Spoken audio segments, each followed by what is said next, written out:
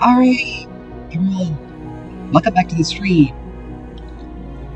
I'm sorry that I wasn't able to stream on Wednesday. I had a bad cold, and I'm still getting over it. So, yeah, I wasn't really able to talk a lot, and I was coughing, sneezing, and blowing my nose constantly, and that doesn't sound entertaining to watch. And I didn't have any desire to play anything Wednesday. Like, because I was sick. So, I'm doing much better. We're back.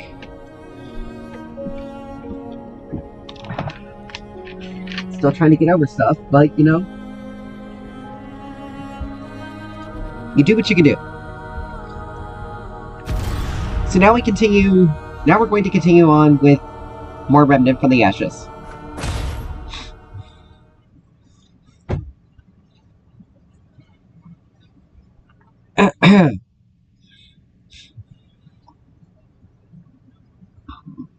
Excuse me.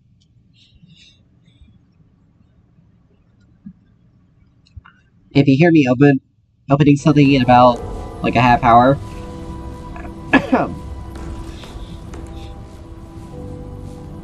then, it's just me opening some decongestant. Just to make sure, you know, things get taken care of. So anyway, we're going to continue on with our journey through Recium. Through Racem.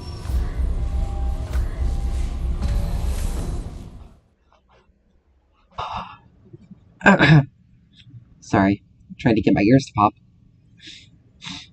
One bad thing about allergies and colds, it all gets trapped inside your head, so everything is clogged up. Ugh. But anyway, we're good. So, we had just gotten through all of this. We had just come out on this side from here. This little dungeon. Let's see. Okay, now. This little dungeon here. We got our ice spear mod.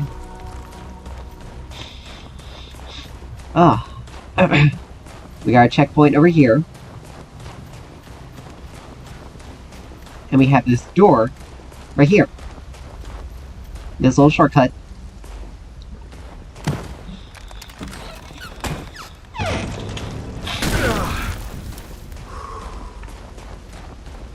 So that's good. We got that taken care of. So now if we come over here, there's a lore piece. 2 months, 27 days.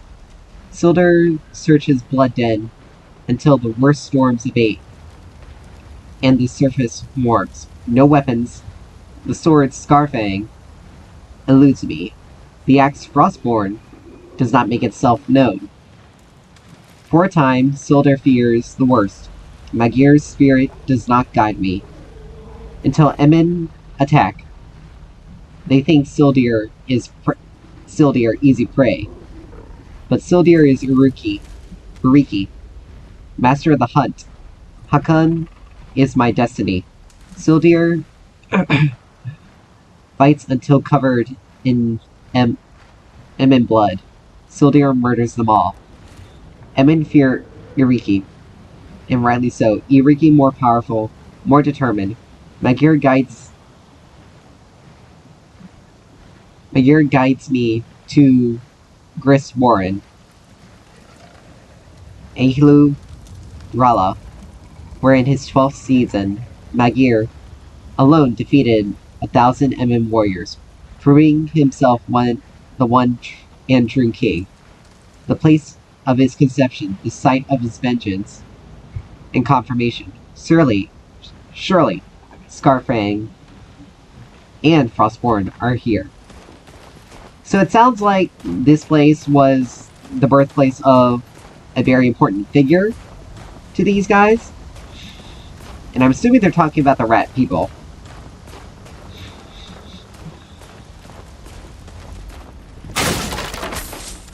And he's searching for some legendary weapons. An axe and a sword, obviously.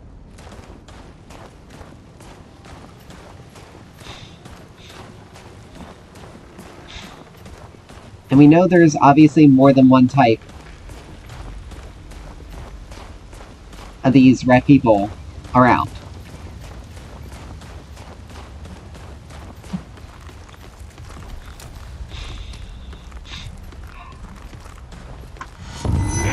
Oh, hello.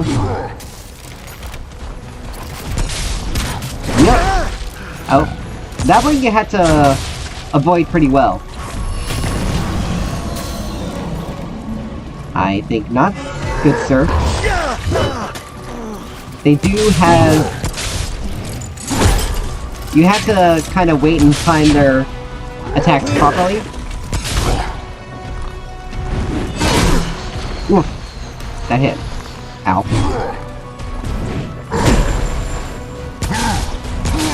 But then you throw away your shield, you die. Very easily. It's over. I'm surprised that rat man that was shooting at us earlier didn't continue to pursue. So that's another elite. He's a bit more annoying than the other one earlier.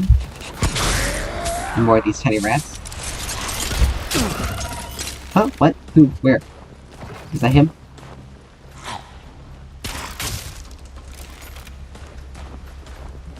Ah, threading the needle.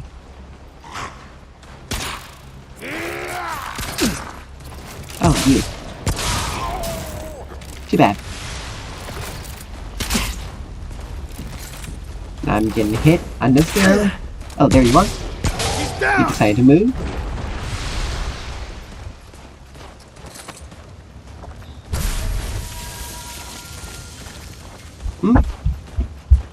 Okay, I can't believe I used that, because I totally wanted to drink Blood Wort. But you know what? We make do. We make do.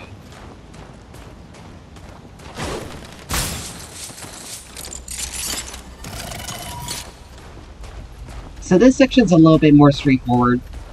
Ugh.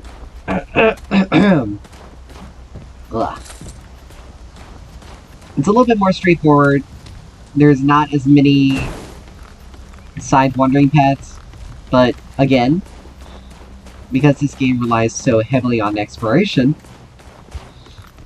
it's not bad to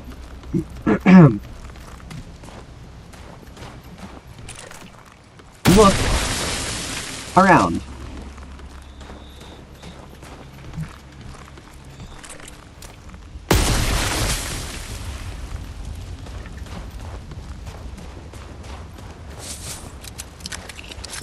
Because we're now starting into a larger area, and there's a little dungeon zone right there.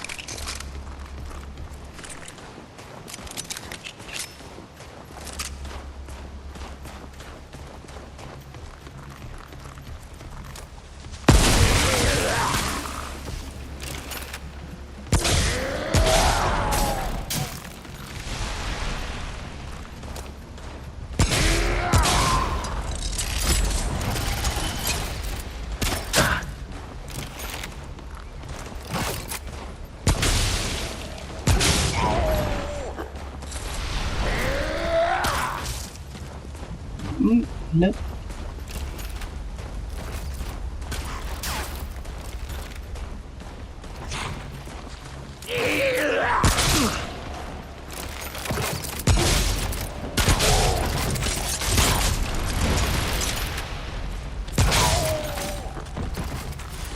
Alright, we got a little spot here. That has some barrels.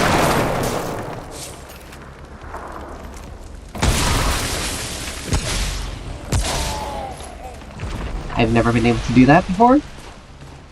But I guess it's the price you pay for hiding near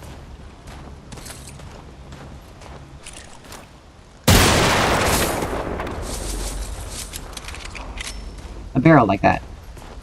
So, if we keep going, that's gonna lead us to the next boss. And let's not do that, because there are other things around.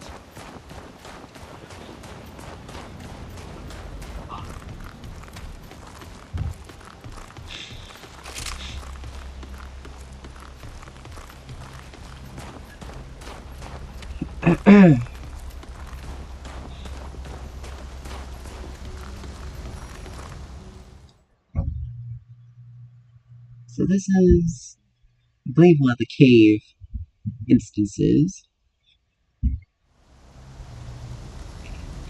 Oh no, wait a minute. This takes us to... This actually takes us to the boss. Wow. I can't believe I got fooled by that. But it's fine. We know what direction we're supposed to go. To continue all these things. So, we just come back this direction.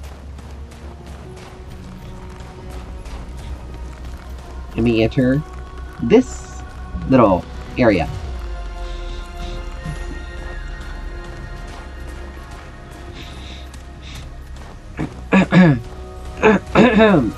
Ah.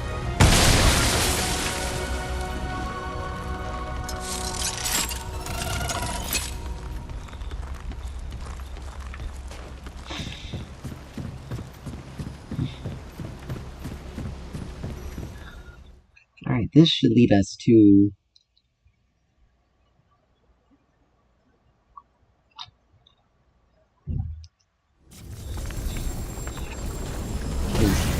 the checkpoint.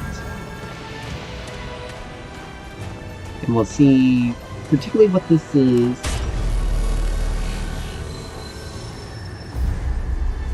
Alright, so Magir's Dirge. That's the dungeon. So this one is like a weird challenge event.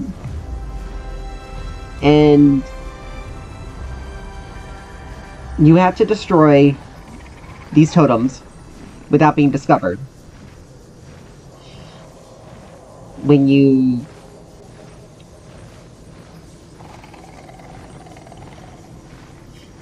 Let's see...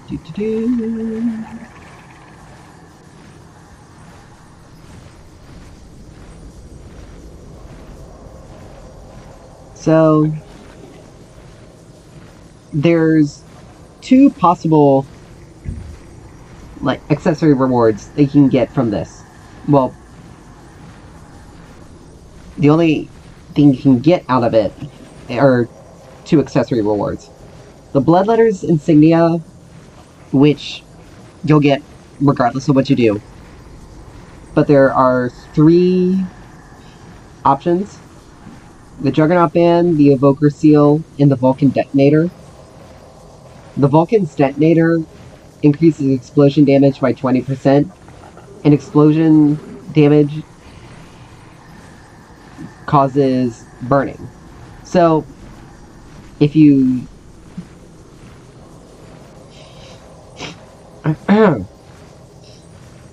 So, if you... I honestly... That's actually a pretty good one. There's also the Evoker Seal, which refunds 15% of your mod power when it's used.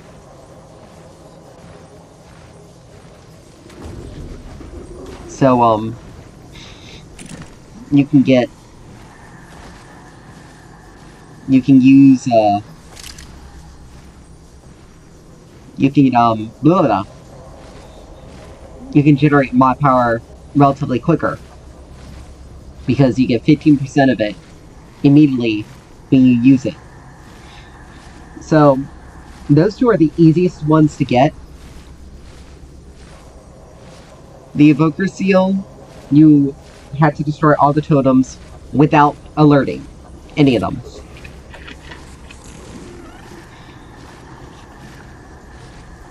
Which is not impossible, because I've done it. And to get the Vulcan's detonator, hold on, give me a second.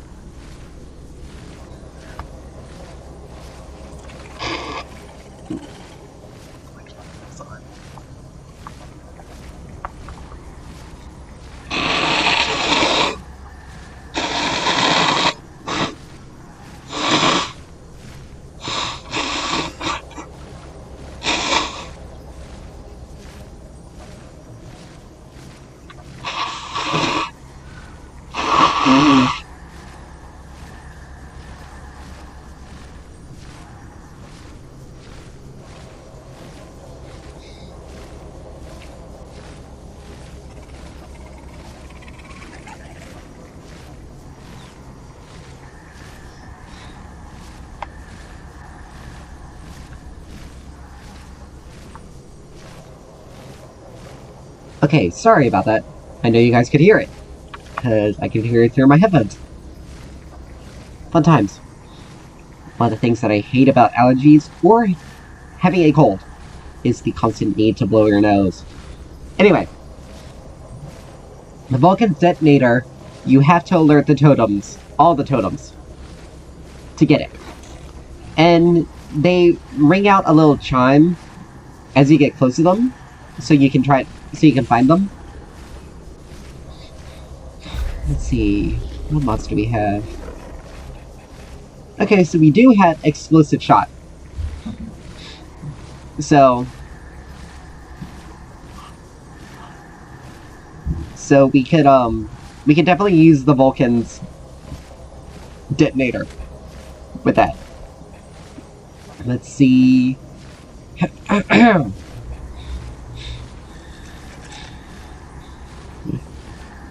see. I mean, you would have to look at like what weapons and what mods deal explosion, that sort of do that explosion damage situation. But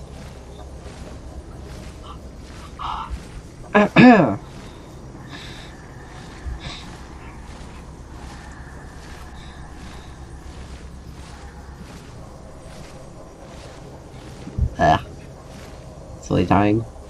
But yeah, you can use that, but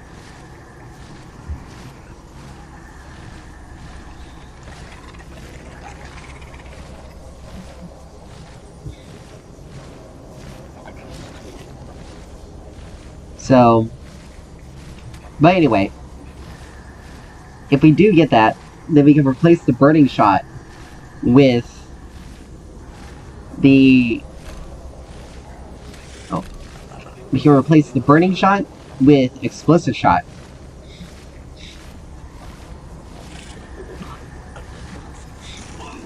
In fact, we're gonna do that now.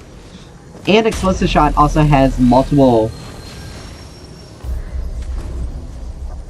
Let's see, it has three shots that we can do.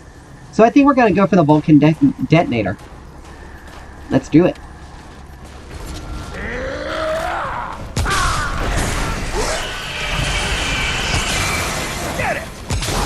But I will warn you, there are lots of small rats in this, and it becomes annoying. And these flying things like to attract more of them. Oops, did not see that. But that little totem down there is one of them. So I don't know how close you have to be in order to trigger it. But we're going to anyway. because it is what we want.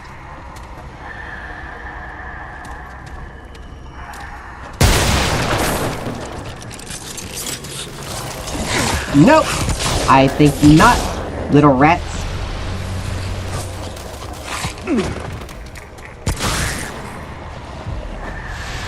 There's a lot of them. As you can see, and they like to keep coming.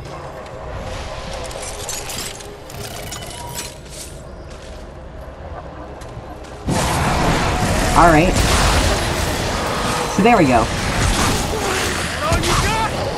So that's how it alerts, and it brings in little more rats.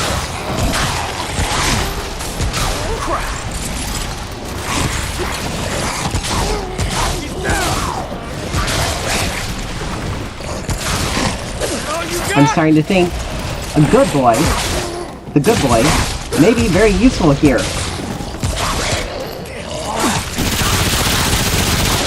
But we also have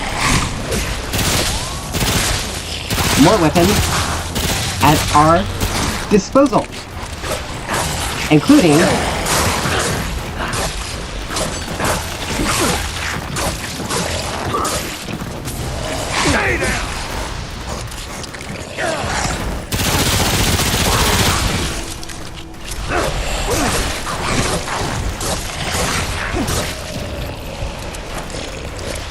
so I think I actually understand how this runs. The reason why you want to be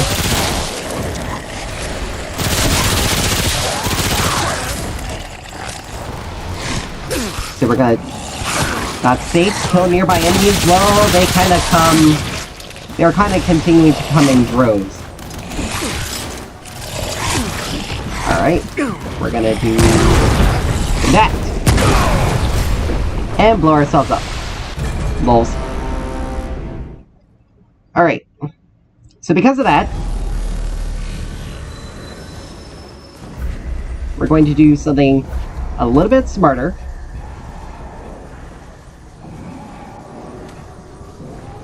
Crap. Good voice up there. Alright. No, I didn't want to unequip that. I want to change the mod. Alright, so do it like this. That way we now have the good boy. It's always gonna be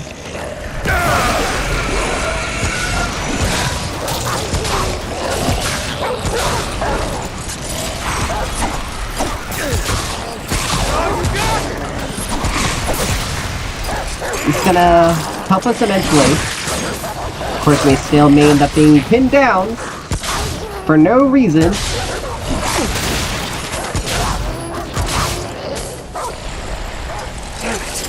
But the thing is, we still at least get a crap ton of stuff as to why our boy is not attacking any rats.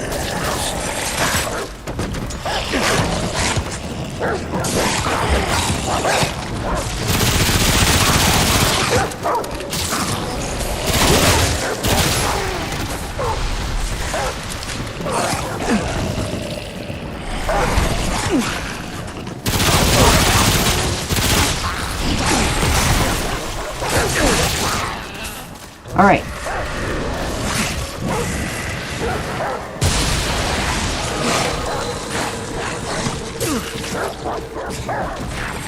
So this is one of those things where we're just gonna have to run through and take out the big guys and leave the small little ones, small little rodents.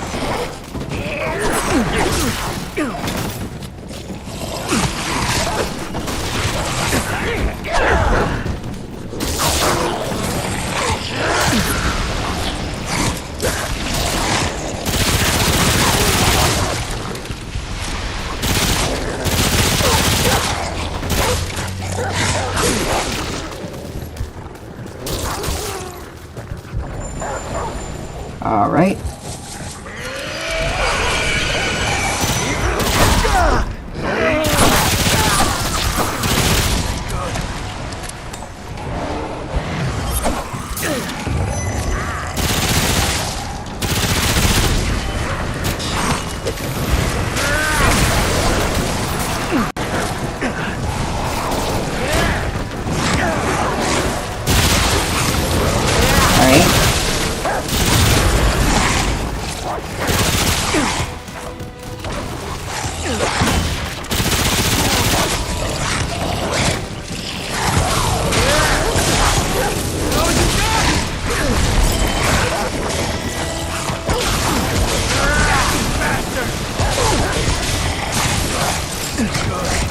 Alright, so why is... Okay, dog is gone.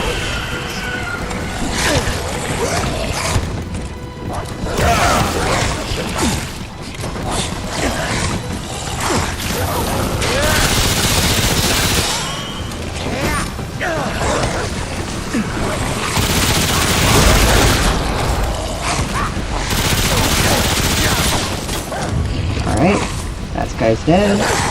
We got a flyer. He needs to die.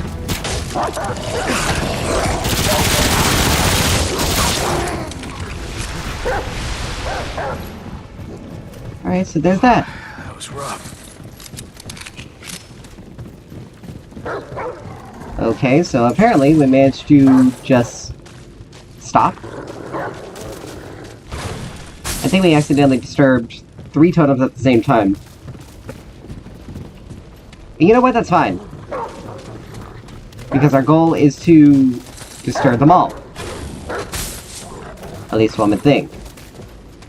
It was much easier when it was just do one totem. So, now that all of that is done, out of the way, and calmed down, let's head back this direction and, you know, do the little time-honored exploration.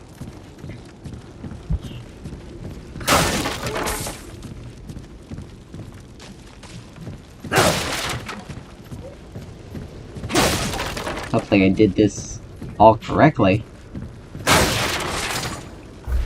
And we also got a couple of trade points while we were at it.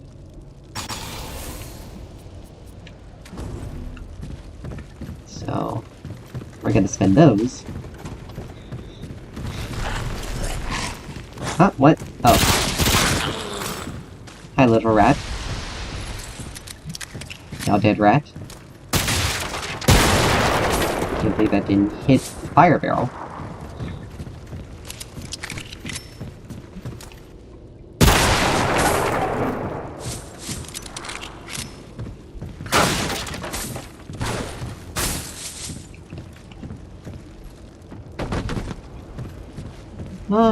Fall damage. You gotta love it.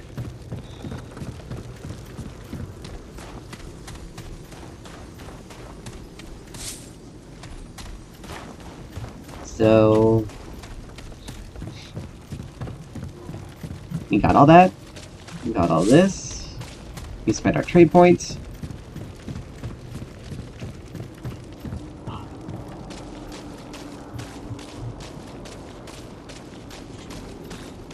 Now I understand why it's actually more difficult to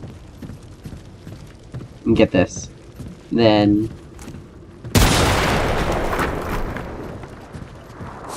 doing it without disturbing.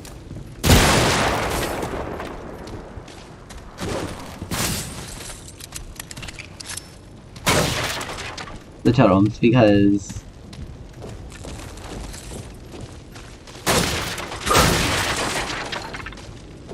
the rats make it difficult. Now the thing is, if we had done the hound stuff correctly, after, like if we done the hound master guy dungeon, or fight correctly, we would have had the turrets. We would have had the auto turrets that you get from fighting that optional boss on ROM. That little construct sitting outside the merchants. Sitting outside from the merchant. We actually would have gotten... Alright, so... we do that. Draw the rat there. Molotov rat.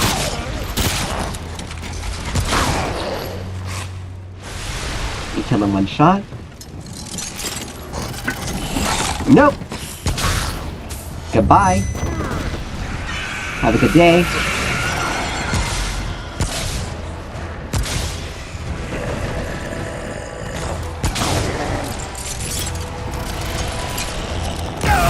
I'm going to do that. Sorry, Doge. Nope. We got a totem over here.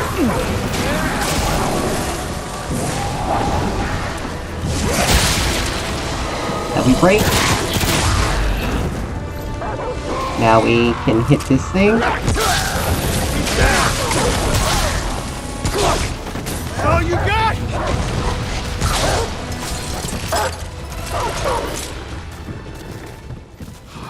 That was rough.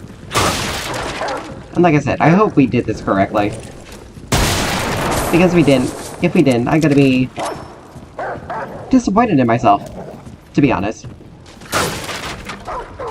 Like, there's no other way for it to be. I'm gonna be disappointed. Because we did all this. We went through all of this annoyance.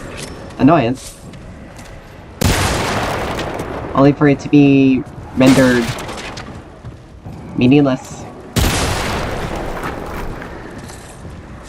I mean, we're still gonna get something out of it. So, I'm not...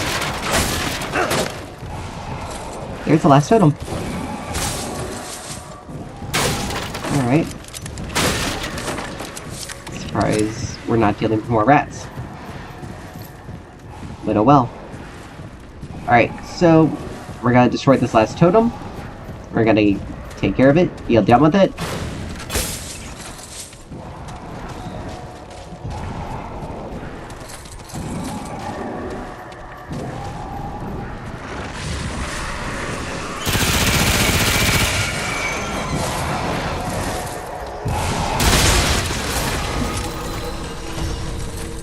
Alright.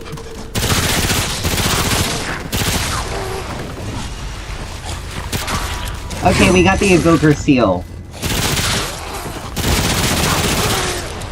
So we technically... we did not do this correctly. Under our fire.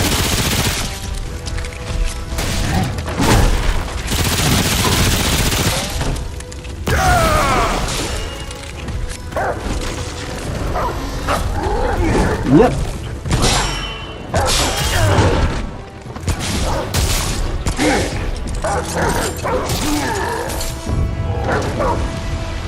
So that is unfortunate. It's over. We did not get the reward we were going for.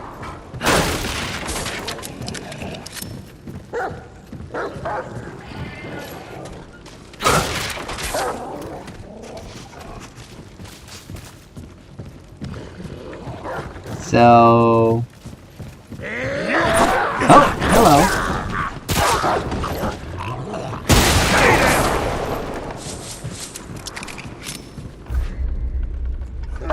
So, I guess... let's see...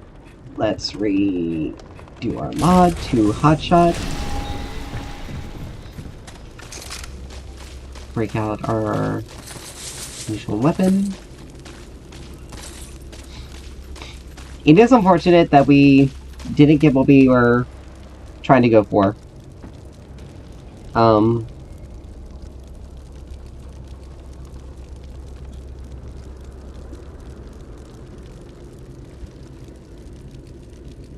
Let's see. Da-da-da-da-da. Da-da-da.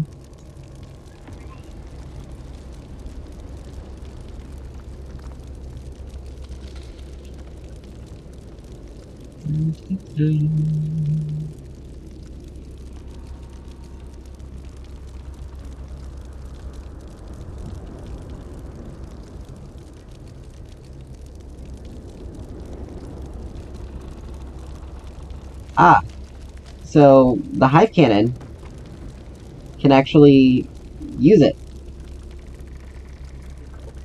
Because they deal...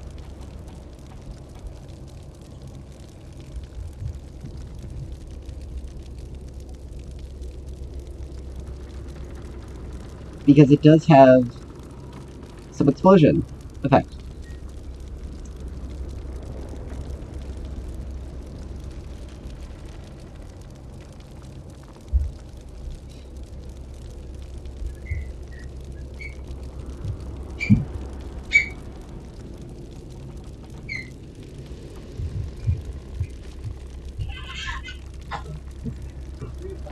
So, if you're getting this dungeon and you really want to make sure you get the Vulcan's detonator, I would suggest looking up a video of someone who's already done it. And there we go, the Bloodletter insignia. And that just basically, when you're under the effect of bleeding, bleeding effects applied by the wearer. So if you deal bleeding, any sort of bleeding effect to an enemy, 10% of the damage that's dealt is given to you as health. So it's basically like a bleeding lifesteal effect. But I would suggest looking up a video for to get the accessory. Or to get the amulet.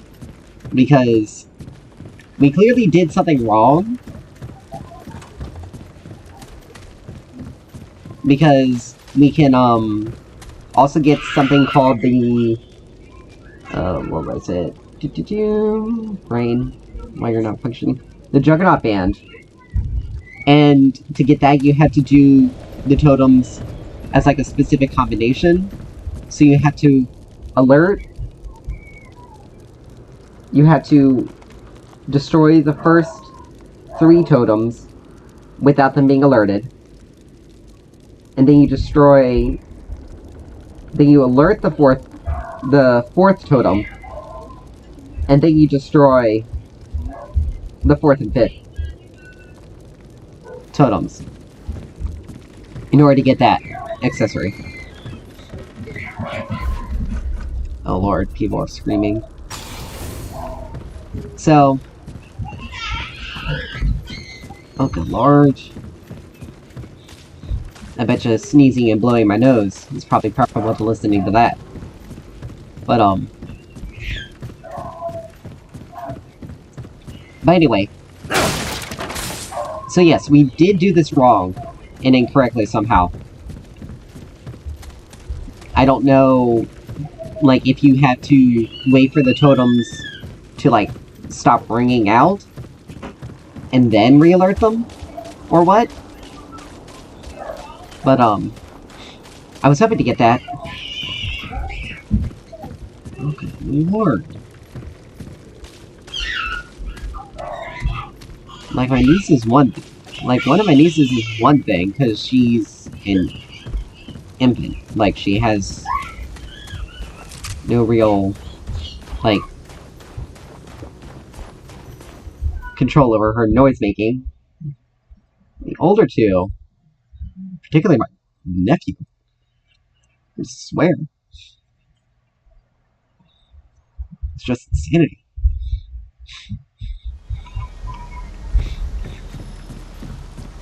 So with that, we have, unfortunately, you know, got the wrong. We didn't get what we were looking for. The second increases knockdown effectiveness. Okay, never mind. Oxygen. Elemental damage. Let's see. Do we even have any bleeding effect mods? Oh yeah, frozen you have some mods do also do sort of like explosion stuff. Some accessories give you explosion effects as well. So it's just dependent on what weapons you want to use, what mods you want to use, and what accessories you want to add to it. Because there are two accessories that one increases the HP of your summon mods.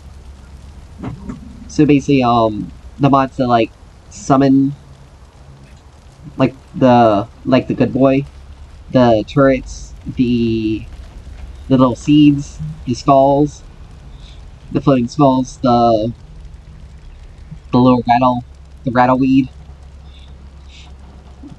It increases their health, and when they die, or when they expire, they explode, dealing damage. And there's another accessory when you use the Dragon Heart, it explodes. It causes a explosion at your location and deals damage to enemies nearby as well. Hello. Goodbye.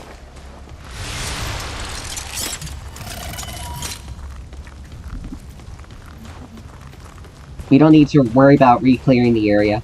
That's good. It's disappointing we couldn't get the accessory we were after, but that's okay. So now we're going to be facing the world boss. Alright. Take a decongestant now. It's about time. Anyway. Anything to feel better. And these pills, they're gel pills, and they're pretty large. Normally I don't have a problem, but it's like, eh. I'd rather not be reminded what happens when I eat too much spaghetti. Because you know what happens with that. You take a big bite of spaghetti, and it like sits as a lump as it goes down, and it hurts. And you feel like you're gonna choke at first.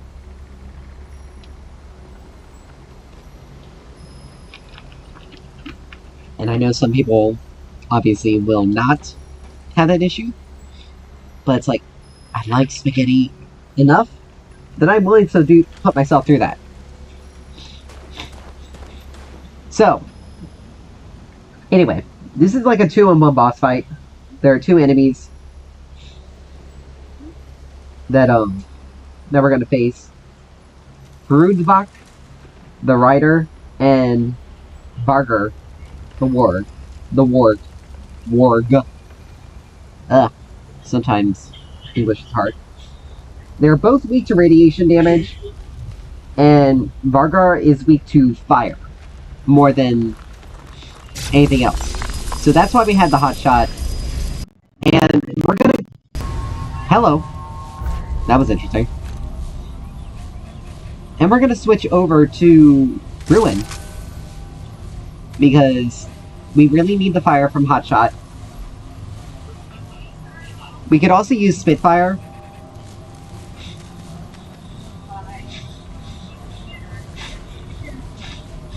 Because we can use Spitfire as well, because it automatically deals fire damage. Now, if you have a long gun that you're... Like, if you had, like, the assault rifle, or if you're gonna use, like, the hunting rifle, or if you have a weapon that has a blank mod spot, that you like using the hotshot with, you can, switch out to the Defiler for your radiation damage. So, we're gonna use Ruin.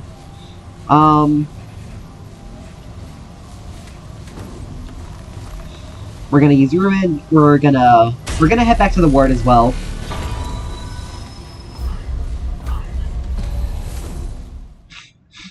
And we're gonna do some upgrades on We're just gonna upgrade.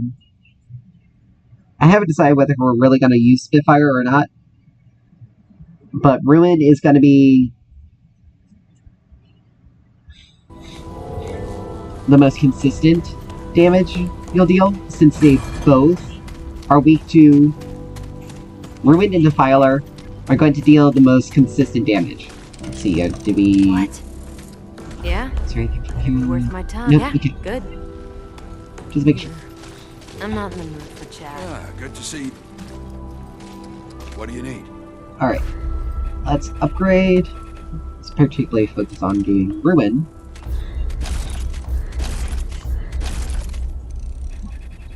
And...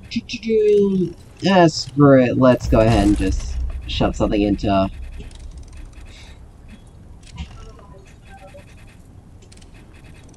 Oh yeah, we got the Haptic Pistol. Cool.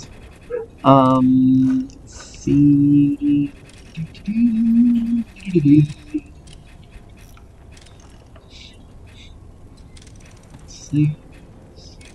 So,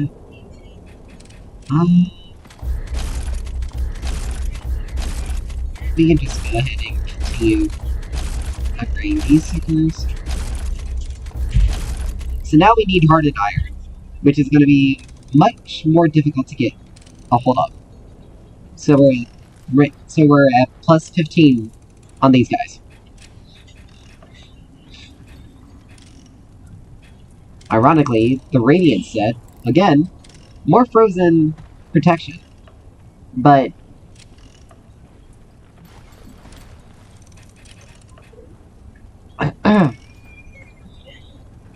but it's also significantly heavier, because there's a weight of 9 for the head space and a weight of 12 for the head space. So we get 3 increase.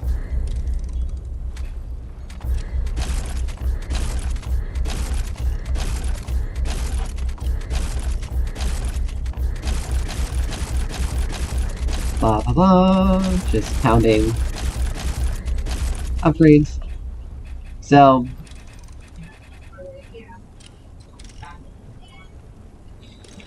let's see, Bloodlust is pretty good.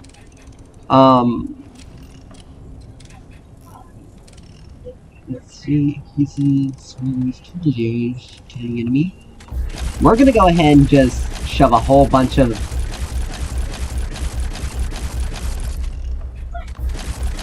We're gonna upgrade these as much as possible.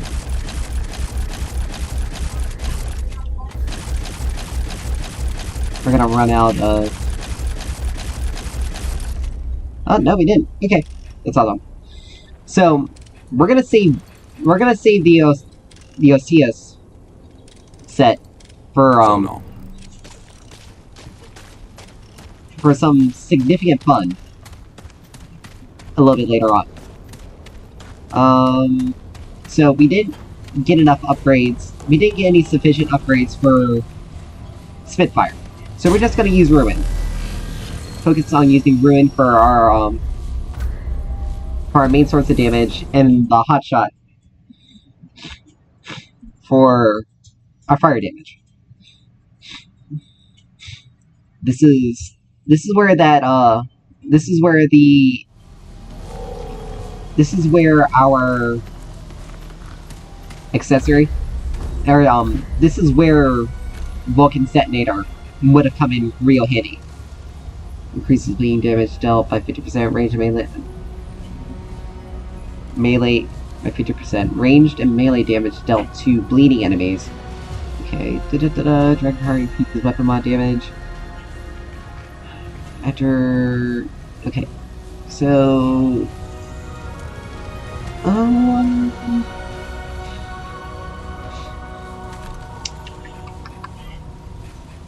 I mean, to be honest, the Gallonit Charm...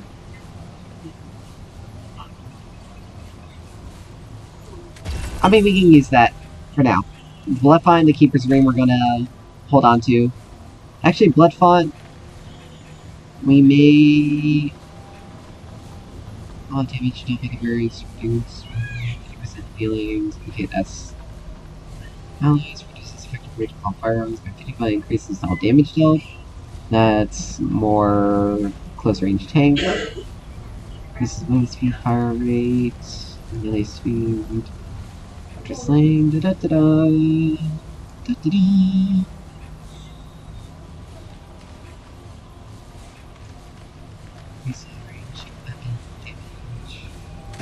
Alright, I think we're going to use the Hunter's Band for this. Because, let's see, increase the range to melee damage by 12%. Da-da-da-da. You could also use the Ring of Honor, but you would also use heavier gear. Let's see. If we do this, and that's actually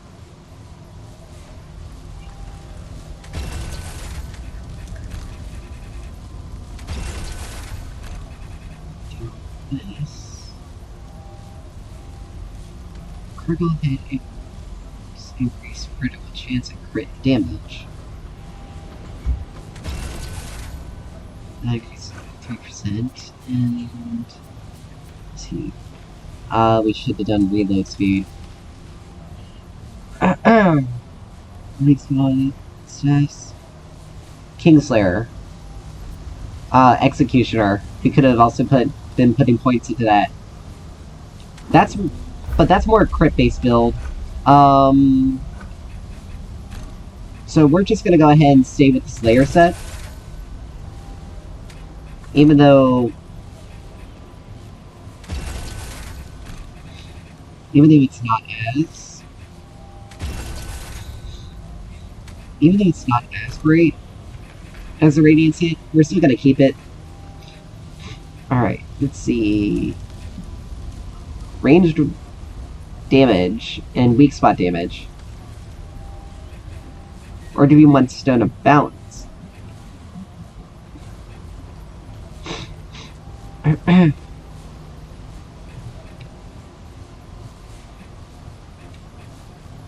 See, or you want a Stone of Balance, which increases both ranged and melee damage. Nope, we'll keep. Not Ring of Honor. Let's see, keeps ring, resist to all elements. We already got that equipped. Blah blah blah. Da-da-da-da. We're gonna use the Hunter's Band. Because even though it's only 10% increase in the range damage, if we hit weak spots, we'll deal even more. So, here at the Crimson Hold, the two materials. The first one is the one material is called the Cold Cell, and that is used to create the gun for the firearm from the boss. And the Seal of Agony creates the melee weapon. And it's dependent on who you kill first. So, if you kill Brudebach first, you get the Cold Cell. And if you kill Vargar first, you get the Seal of Agony. It's much easier to kill Brudebach than it is Varg. But that's because Varg, once they separate, Varg is, he does a lot of movement. And, oh, yawn, sorry. He dives underground a lot, so Rudebach is the easier one to attack.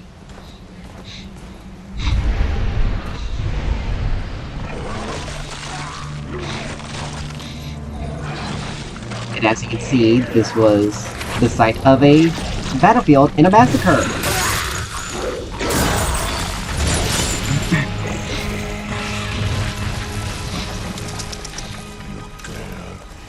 fresh flesh.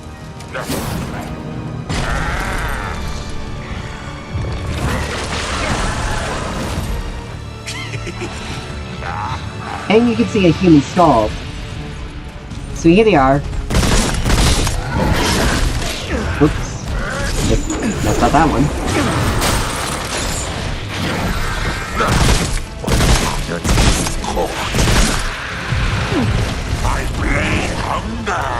His attacks are relatively telegraphed, so,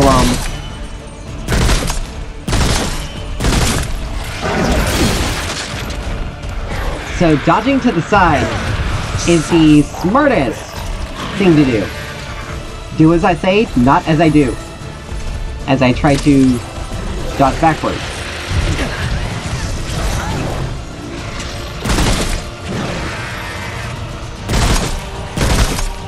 Once you damage them significantly enough,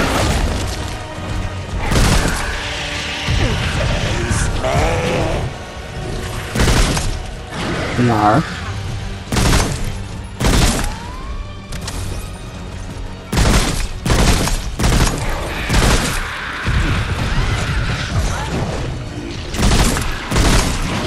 Says the guy who's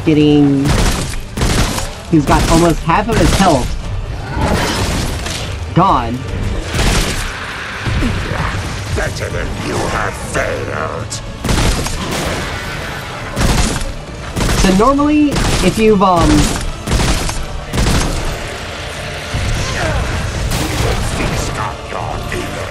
if you do sufficient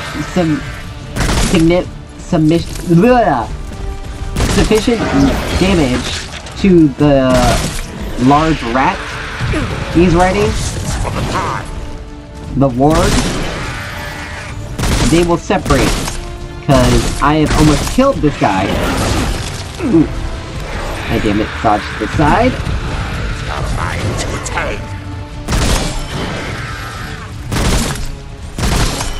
And I have...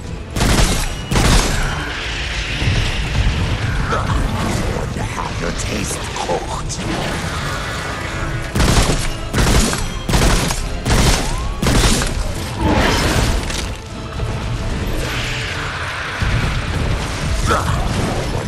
Your taste cooked. So we're actually making pretty good progress here. That's it.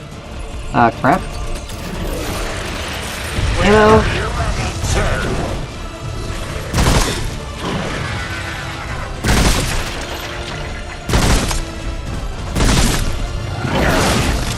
Okay. For the pie.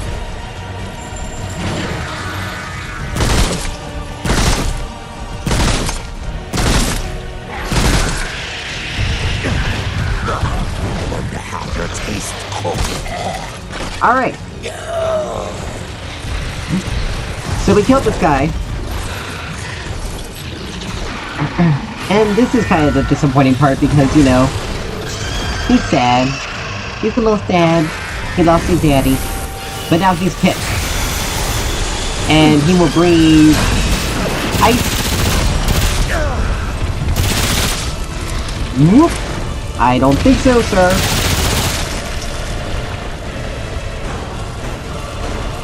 His weak spot is his tail. Just to let you know. I think not, sir.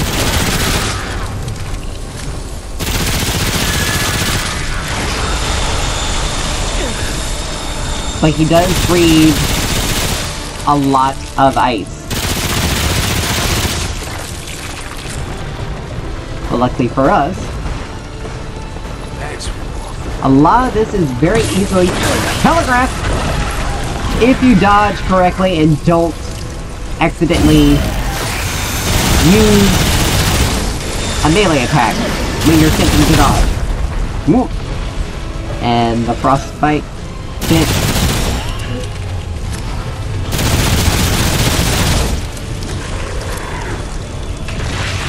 Go ahead and just heal up with that. And get ourselves nice and warm. And we dodge! He's gotta do it. He's gotta do it again. And you just dodge.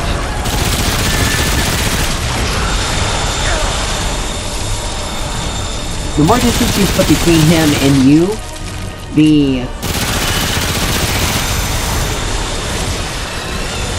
more difficult it is for him to be able to get that last little bit. Yep. And he did. So now we got the cold cell and the hard charge trait. And that just increases our melee charge damage. So we didn't get a... I'm surprised we didn't get a trait or a trait point for that. But you know, it is what it is. Now, as per usual, search around for chests. I really can't wait till the second one finally releases. Alright. So, I mean, we can go back to Repulsor. I mean, it's really not going to matter. But we can now go back to Blood Font and Scavengers. Bobble.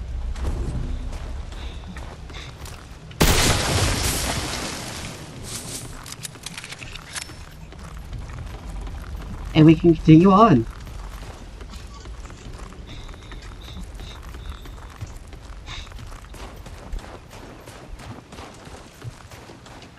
Yeah, with the Slayer set, you really want to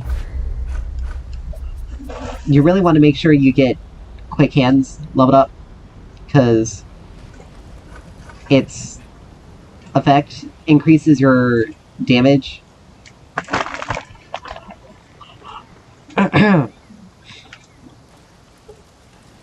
Increases the total damage to the next enemy hit with the weapon that just gets reloaded. And 30% damage increase for 10 seconds is pretty good. And even though we do get a 10% decrease in it from the armor set, having that decrease, having like basically those decreases are very important. So this little checkpoint, I don't understand why it's a small checkpoint. Because it's like we entered a dungeon area. Rawless Embrace. So now we go back to Ward 13.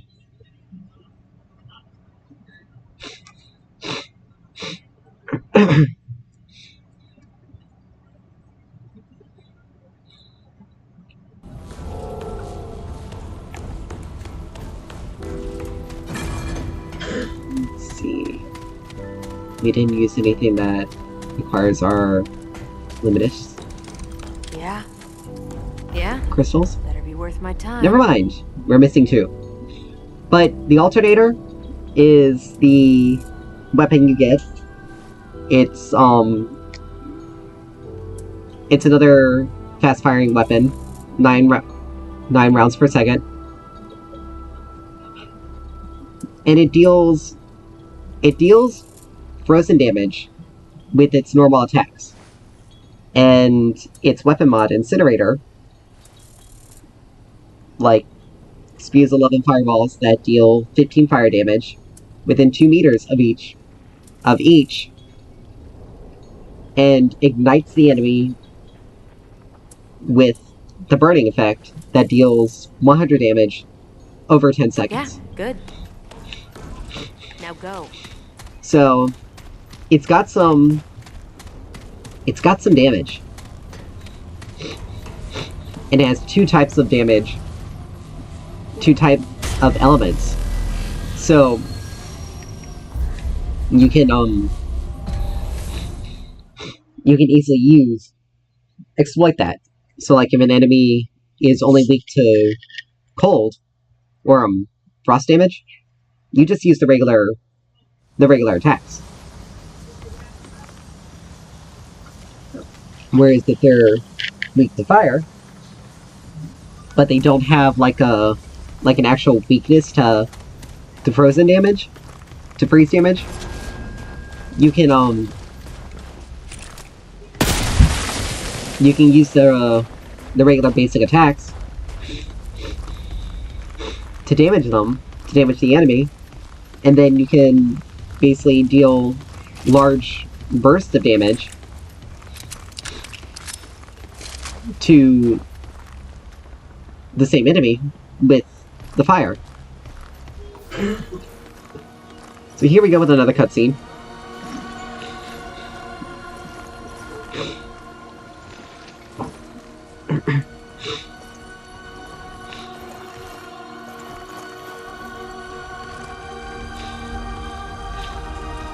And we don't know who or what this guy is. Yes, you are kin to the sparrow. Follow her. Find her. Only she can stop the creeping death.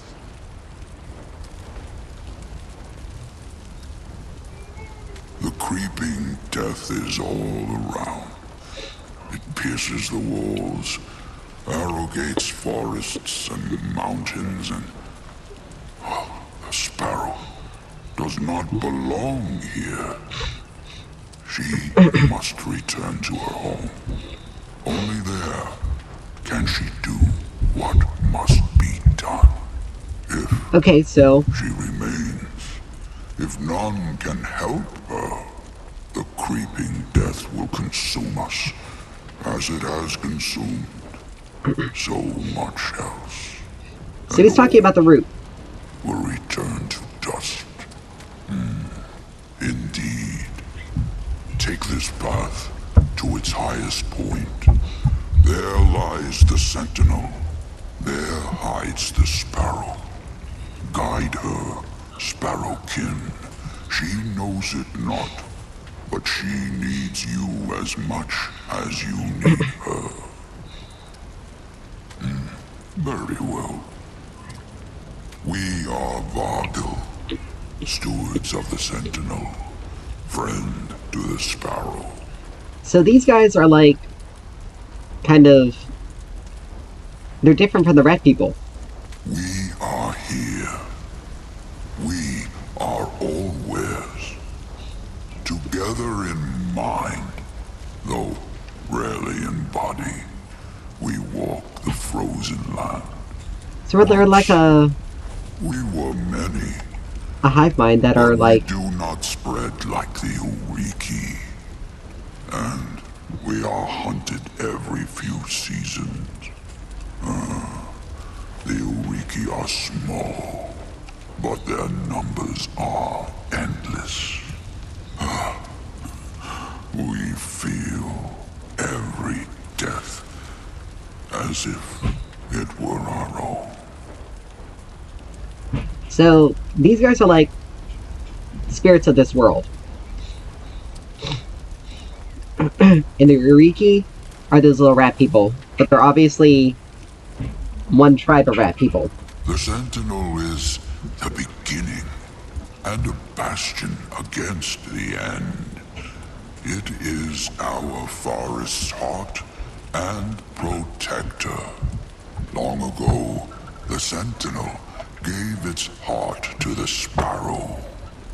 We know not why. And so, the creeping death grows ever nearer. Oh lord, I hate doing this.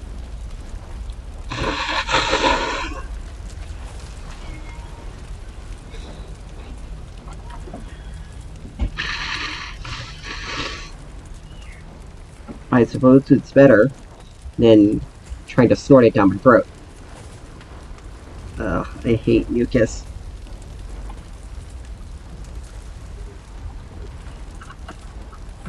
It's the creeping death of the root. Gnarled, an oak corrupted by time and indifference. Yes, root is a good word.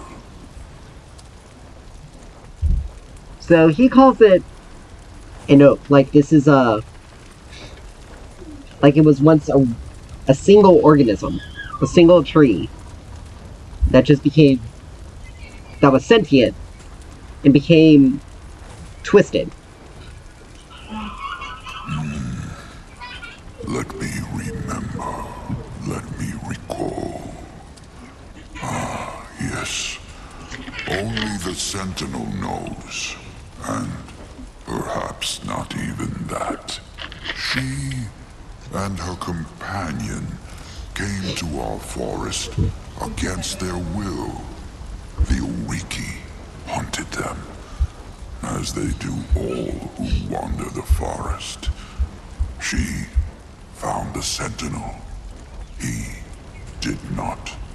And since that day, the Sentinel and Sparrow have been one.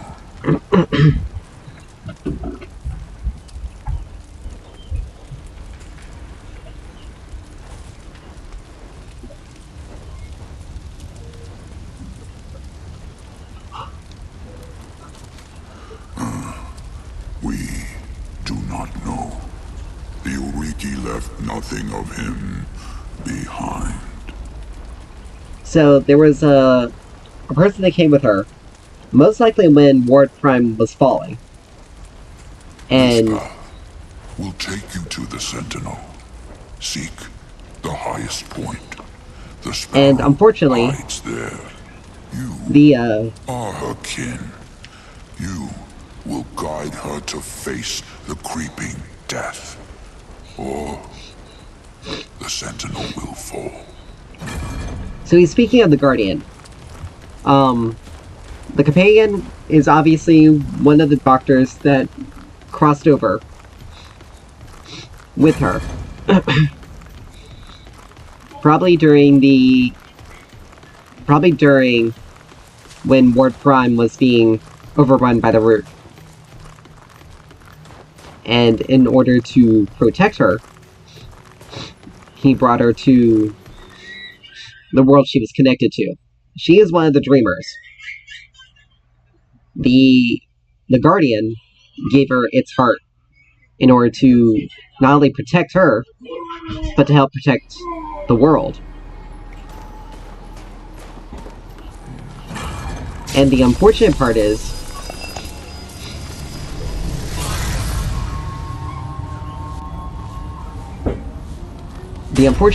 is that, Deep Frost Expanse.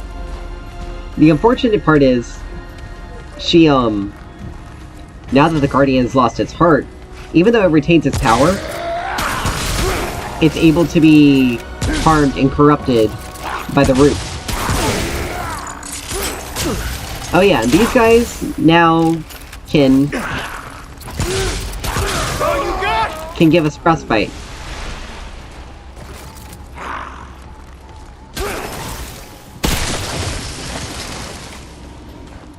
So, that's fun. Luckily for us, it's not.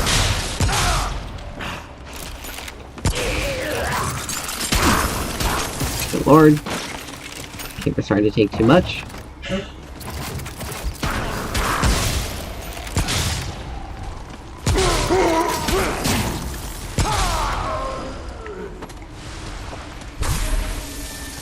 And this is where this item comes in real handy.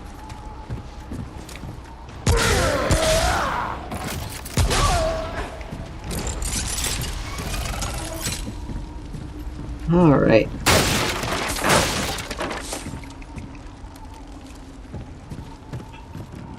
So we're now in like another village area.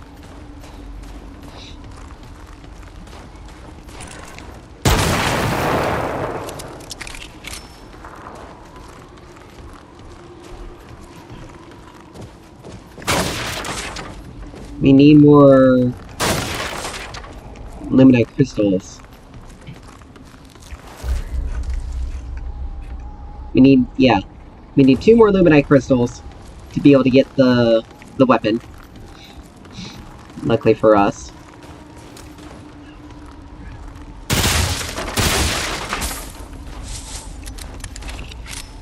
There shouldn't be too much difficulty.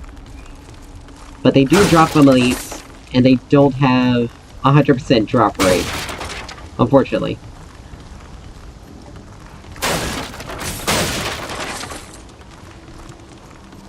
So... we just gotta...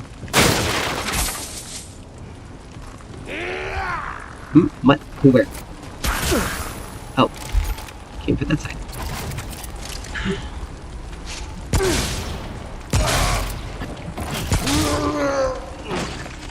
Alright, so there's another little dungeon area. And we're supposed to be heading upwards. So...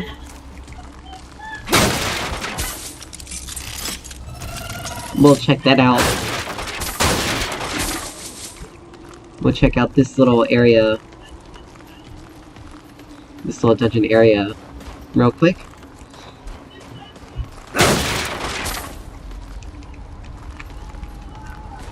I must have flipped through the wall.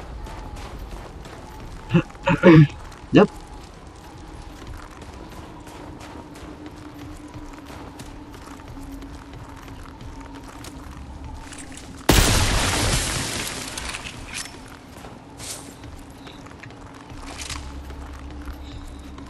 Let's see. Depending on what this is, we can have another through dungeon, or we can have another, like,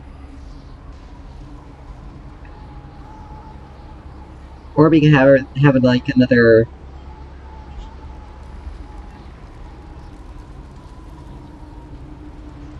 like blah blah blah words fail another non-boss dungeon. So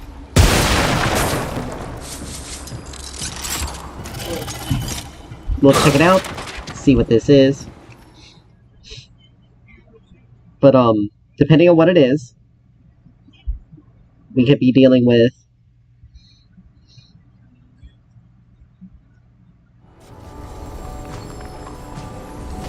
alright. So far, okay, there's enemies here. So let's see, what are we dealing with? The Judgment's Sphere.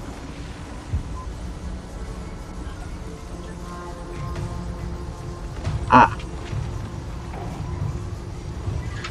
So this can actually give us another fun armor set. Called the Scavenger set. It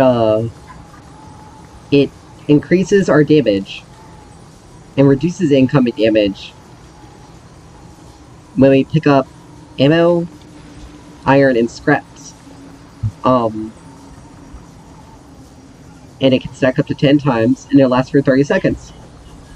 And when we're below 50% of our health, pickups grant 2 stacks. And taking direct damage removes a stack. But it automatically pulls scrap and iron materials to us. So it's almost like it's basically like it's basically like, you know, another armor set used for scavenger farming. So, but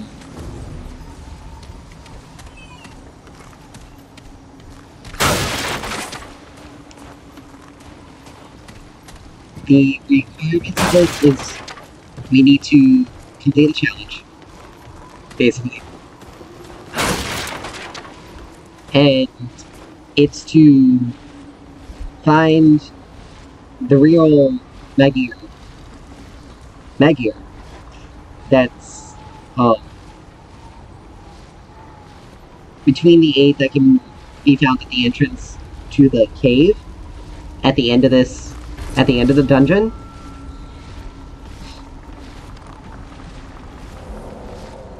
So,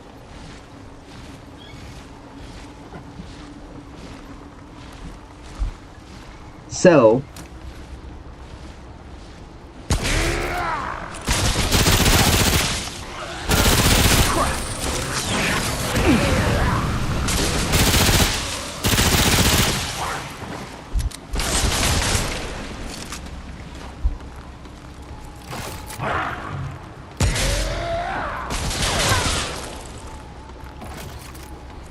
Alright. Which rat is gonna... Oh, there's a big guy.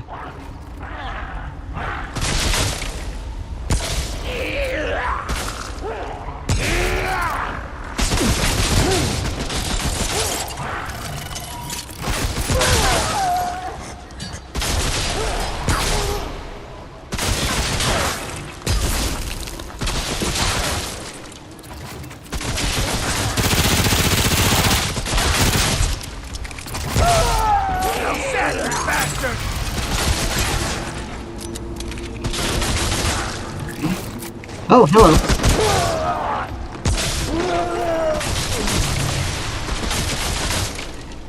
Hi.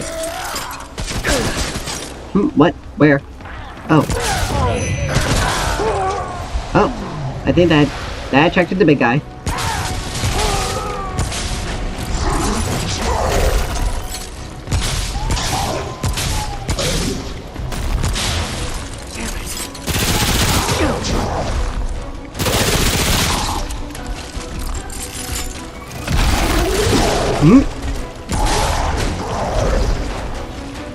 I'm sorry, sir, but your legs are your weak spot.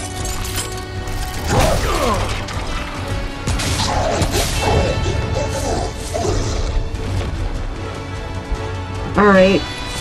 So, an elite window luminite crystal. Fun.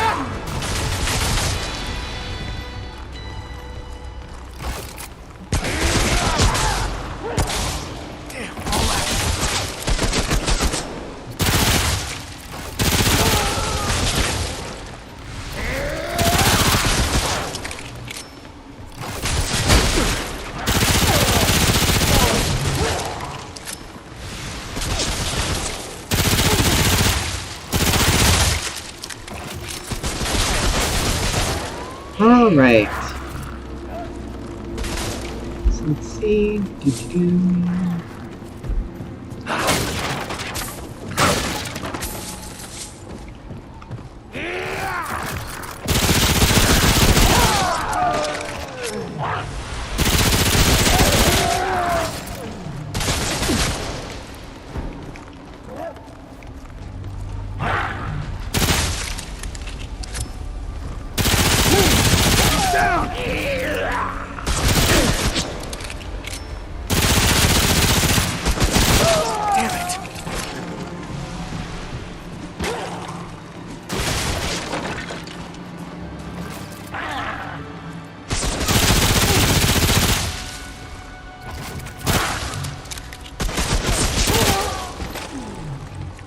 Alright. enough. Alright, now let's go around and collect things that we haven't been able to collect. Because, you know, being under fire, you can only grab so many things.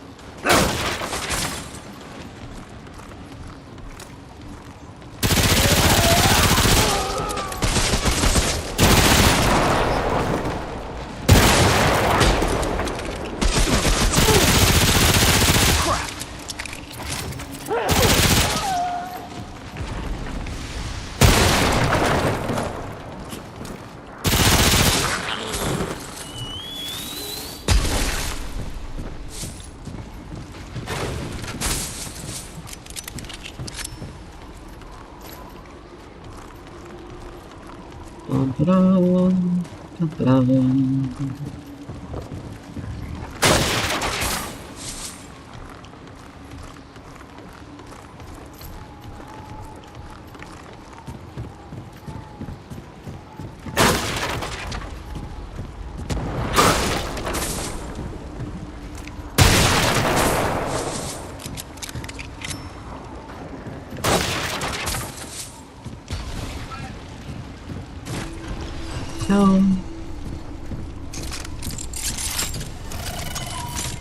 Oh, cannon guy.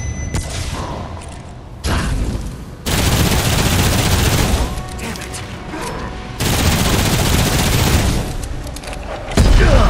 Whoa.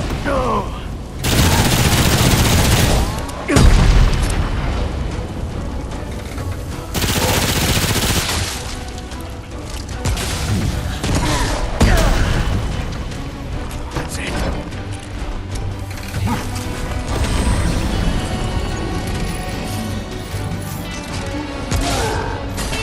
There we go. That was rough. That was a quick kill.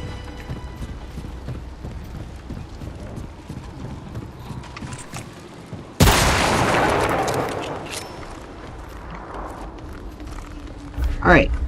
And then we got... Okay, we got a couple of trade points for that.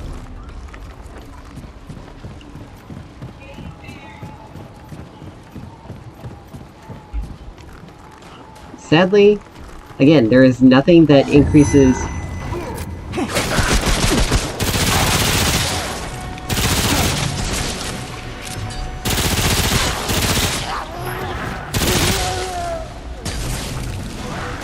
There is nothing that increases your max ammo. So...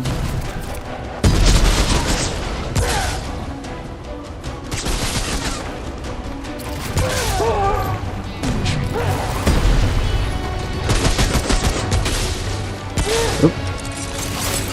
Missed that one. Yep.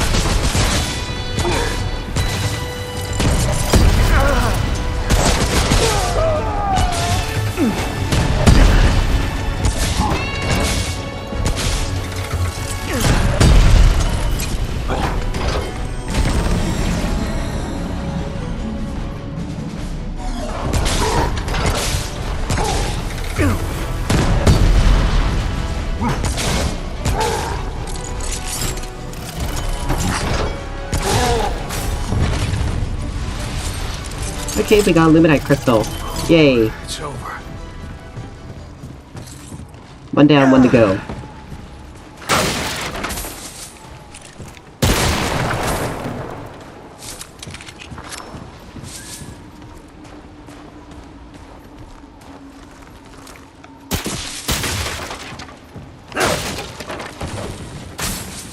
Ba-da-dum, ba-da-dum.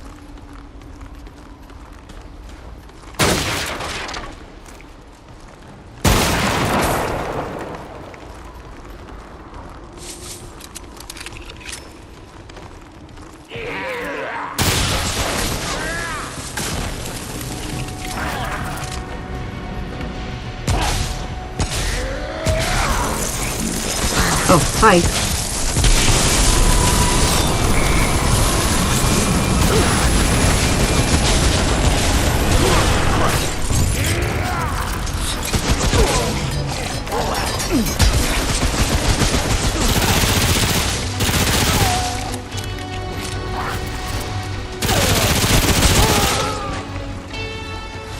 Alright. Second Limonite crystal. Yay. Now we can grab the... Now next time when we are at a point where we can go back to Ward 13, we can now grab... Disappointing that there's really only one thing in there, but because of its placement, I can understand.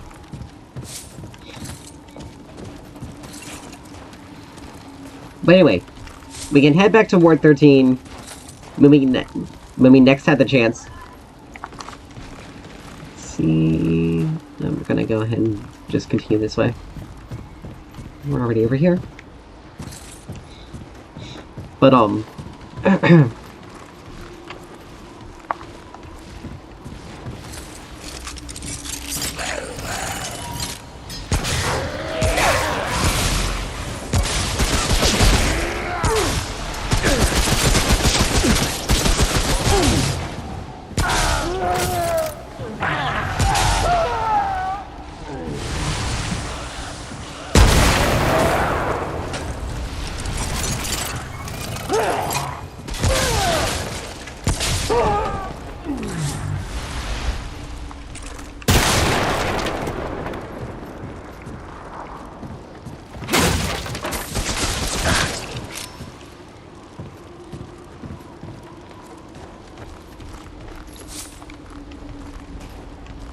Alright.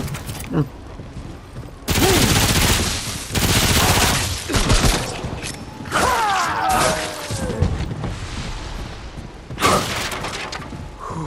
It's over.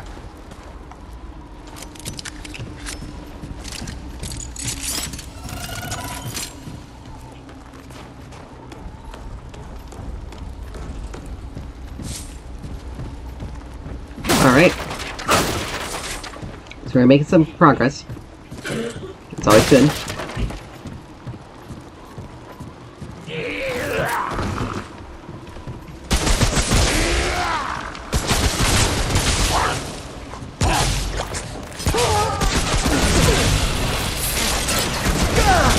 Ooh.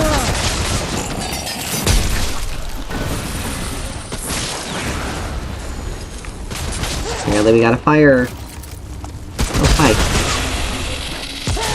Too bad you explode.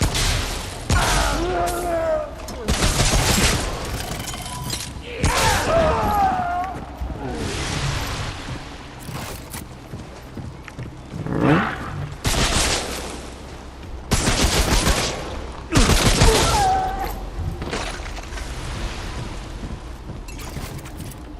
Pristine Essence. That's the first time I'm seeing this. And first time I'm seeing it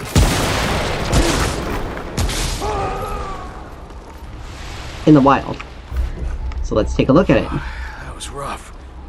Increases resistance to all elemental damage by 15 and reduces status effect build up by 50% in the last 3 minutes. So, significantly shorter.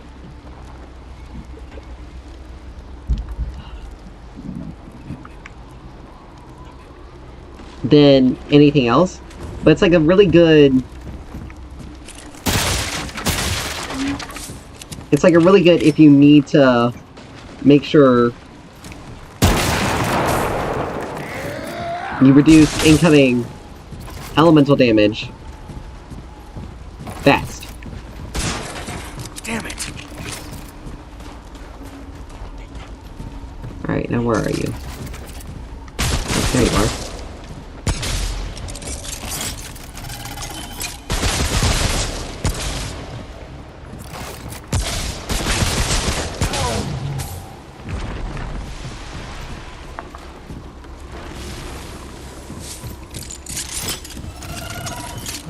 Right?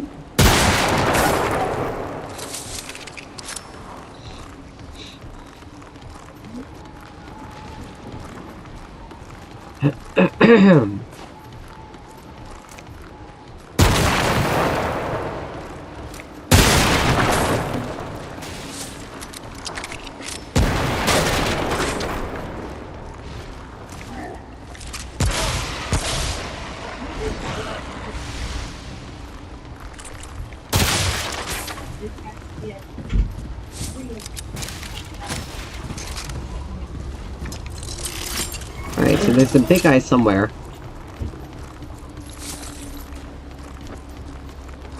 He's firing a big cannon.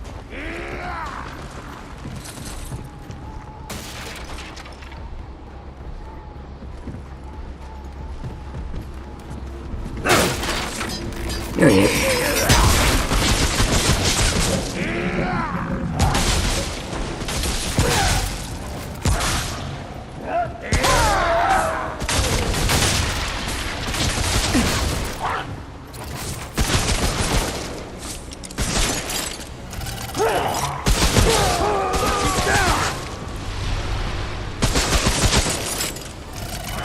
Alright, let's try to make this a little bit more contained.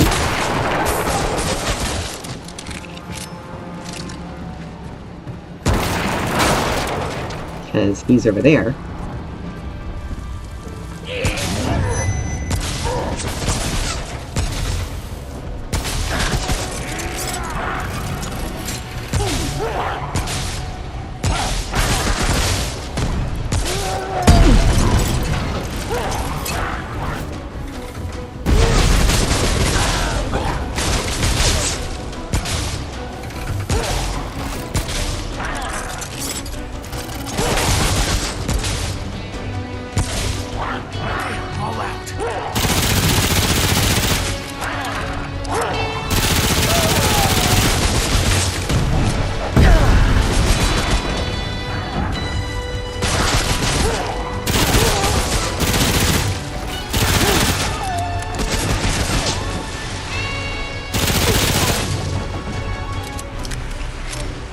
Right?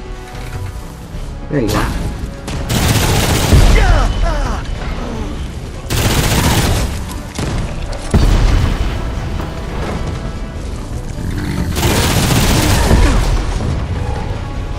Alright. It's over. That takes care of that.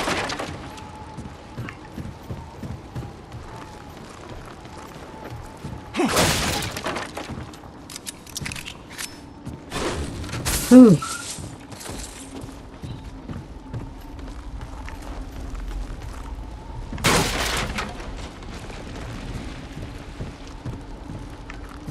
And now we head back this direction.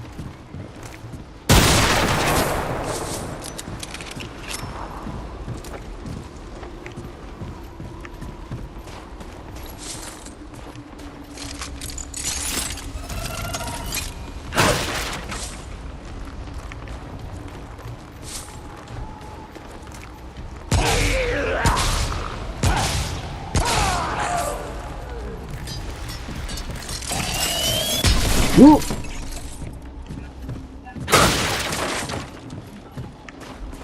Little mini rat missed.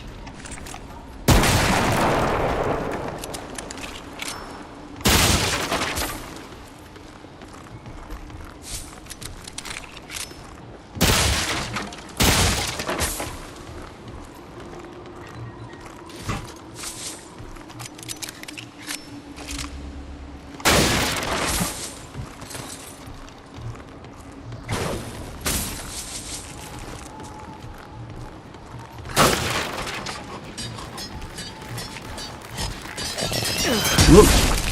Nope.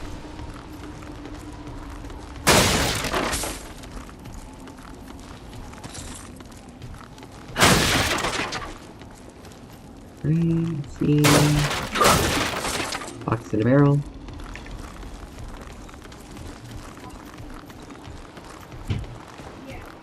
So we're gonna go ahead and head upstairs.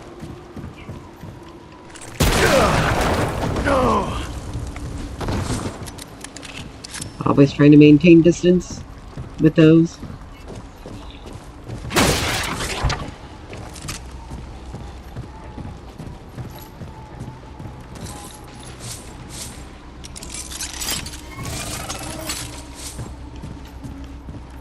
But we got everything up here.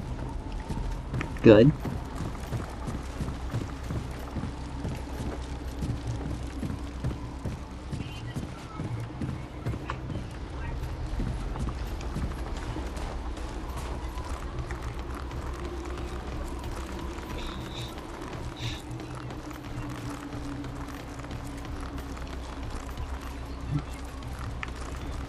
Dun, dun, dun, dun.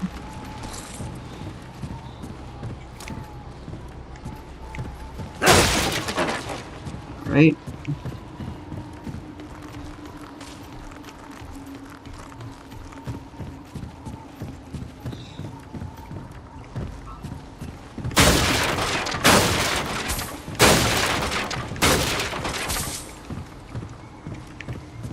Alright, so here's the little checkpoint.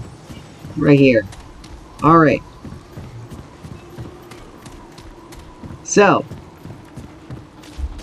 Here's this. And here we go.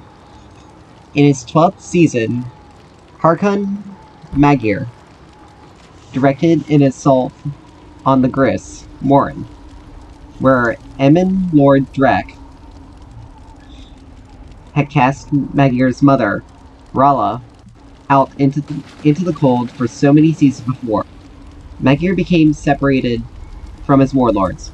After wandering for hours within the Warren's tunnels, the warlords found Magir standing atop the corpses of 1,000 Emin warriors, having lost one hand, yet holding Drak's head aloft with the other. Since that day, Magir wore Drak's skull as a reminder to his people and a warning to his foes. Drak's body was piked at the Warren's entrance, and the crown placed atop his torso, along with the words, Elu Rala, Rala's vengeance. So this is a clue to solving this puzzle.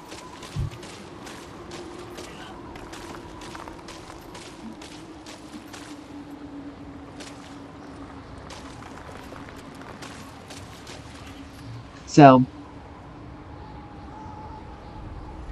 kind of. I'm looking for differences. To find the room one, you need to read the text located before the statues. The text will be different each time. It describes how Magir looks when everything finishes.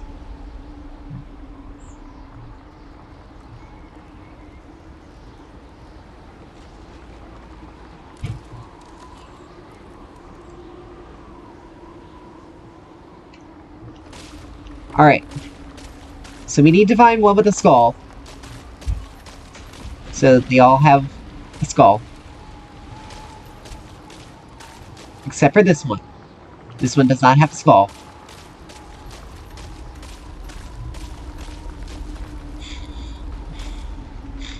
He's supposed to be missing a hand. These two are missing a hand. And this one isn't missing a hand. So, missing a hand. Alright, so now we gotta... Let's see. Drak's skull, as a reminder to his warning.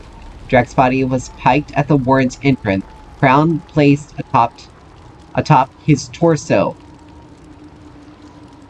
Lost one hand. So, again we come back. He wears the skull. So it's one of these two. Since it has the skull, and it has a missing hand. Now it's gotta figure out... Let's try this one.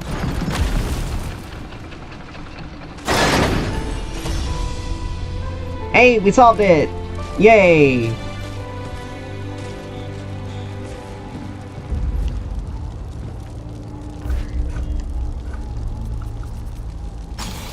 Another trade point, and Scavenger's helmet,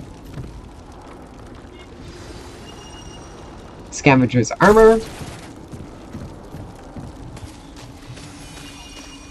and Scavenger's boots. So we take a look at them. Let's take a look at the stats. Okay, they're heavier than the Radiant set.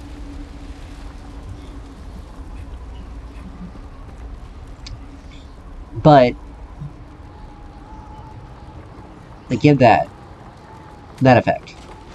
So we got another armor set, which is pretty awesome.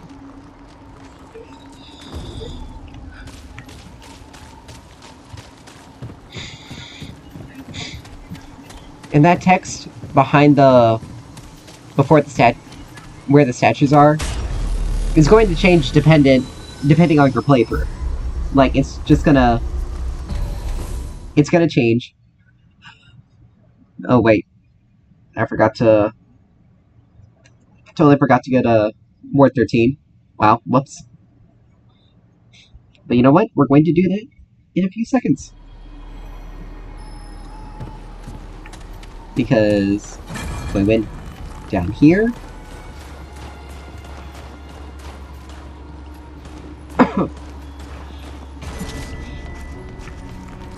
And we're just gonna try to skirt around a little.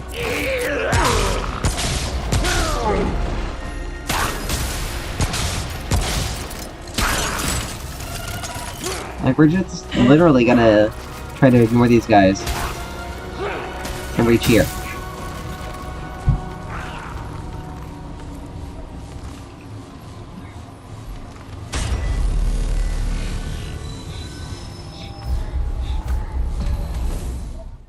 And now we head to Ward 13.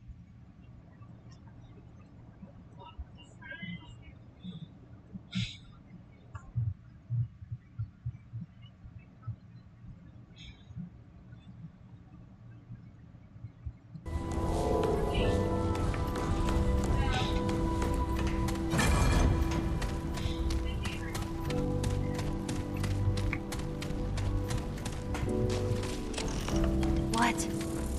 Fine, let's have a look. Now we have the alternator. I've got work to do. Keep moving.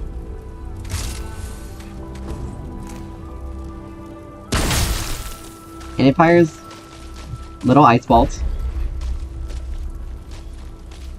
Inaccurate, full automatic rifle which shoots cryogenic rounds that deal frost damage, with a fast fire rate and a medium magazine capacity.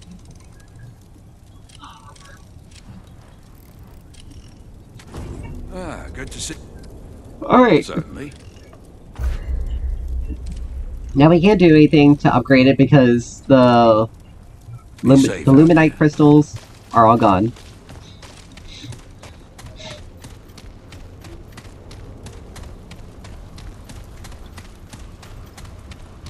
How can all... Here you go. Alright, let's check. See... Nope, okay. Safest of travel. No need items.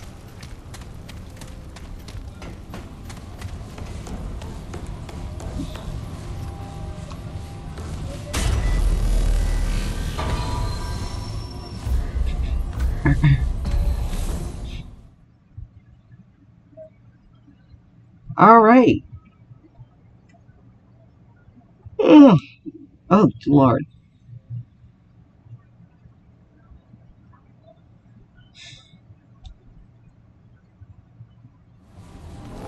I seriously can't wait for the second game to finally come out. So now that we have this,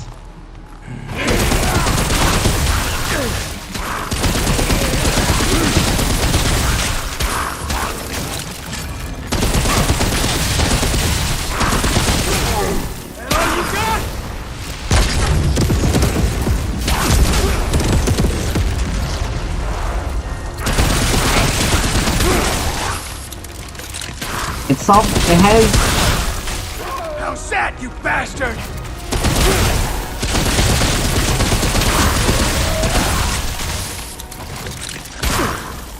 It's fairly accurate, but we're not really hitting anything. But that's because these rat guys are moving around too much.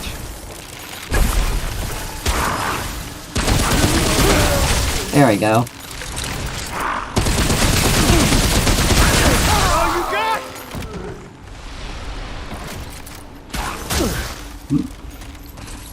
Got hit by that.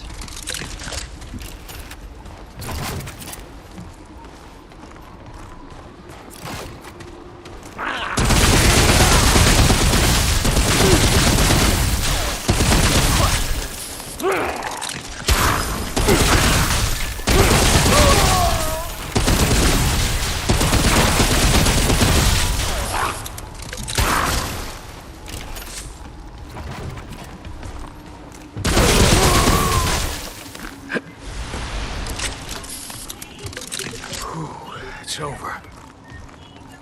Alrighty.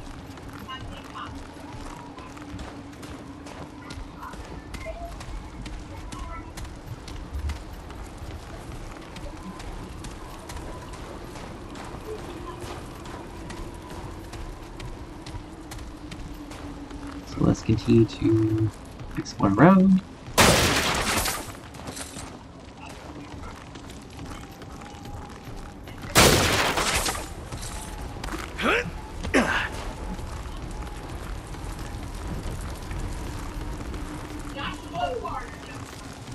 Ah, da-da-da.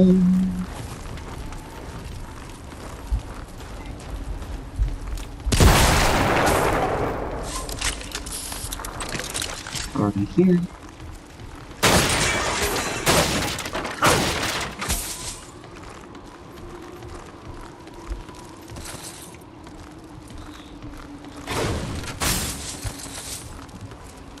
Now somewhere, I think somewhere in this zone,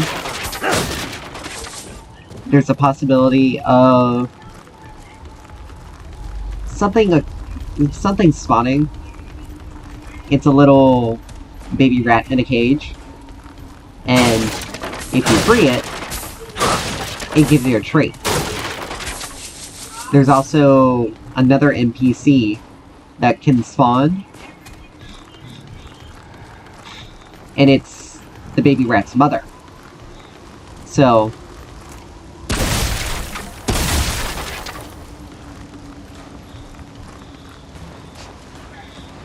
if you free the baby rat,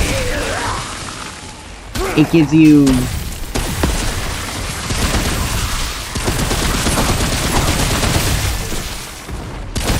a nice little trait. If ooh, alright, this big guy's coming. Oh, he's up there. So we're just gonna go ahead and back up. Draw these guys here because they're gonna be a pain in the ass. Okay. We're gonna just do that.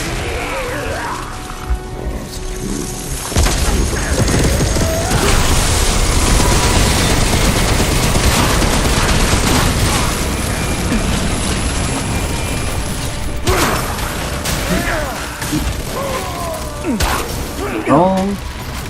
Move. Still blinded. So we're just gonna do this. Because even though we can't...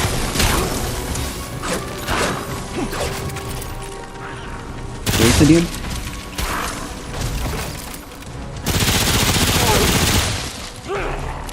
Right. Alright.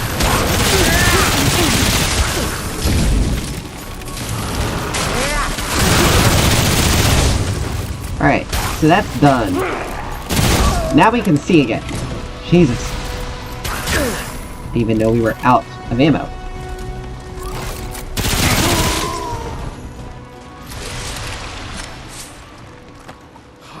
That was rough. Ah.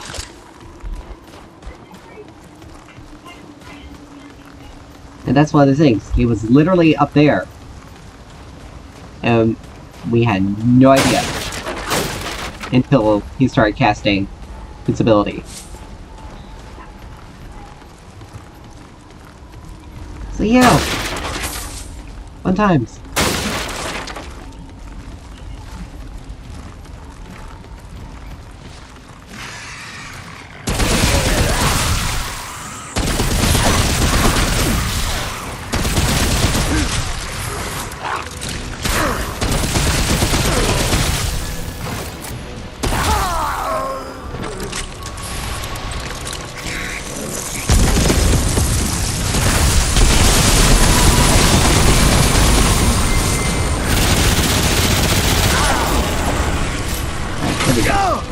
Whoa!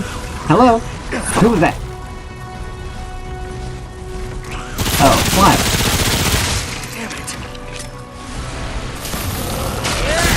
Good. Still aren't dead. It's over.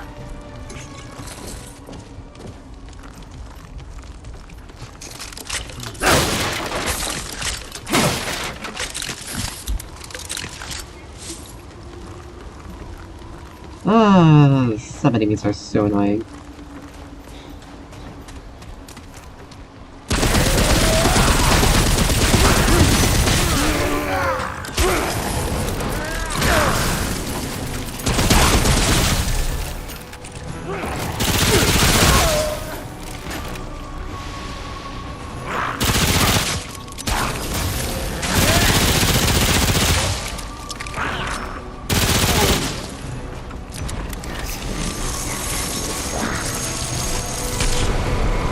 Of course, it's up there.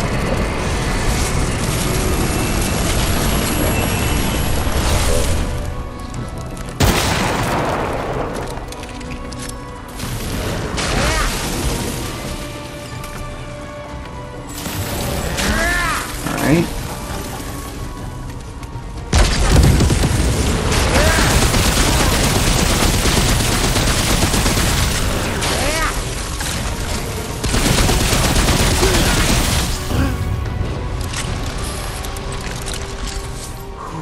It's over.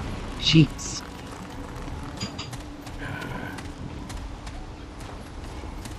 Really, it's like that.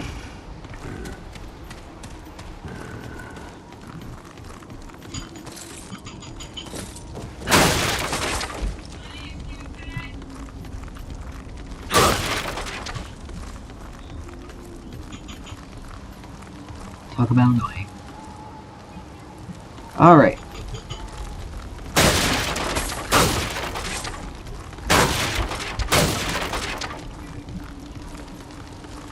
Pop it on.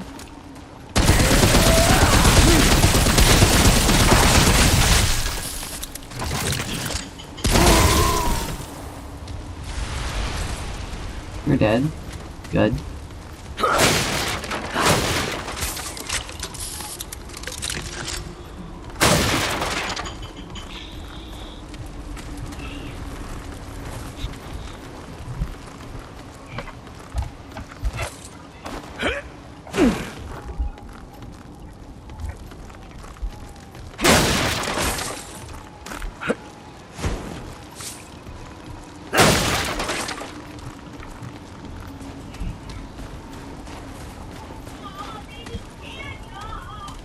Alright. We cleared out everything. Good.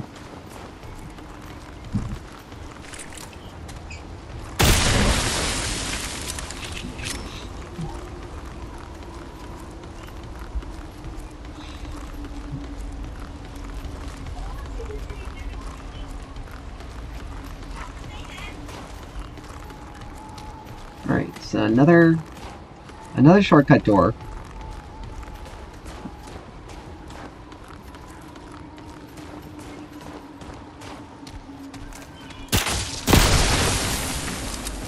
Its caster enemies are more annoying than anything else.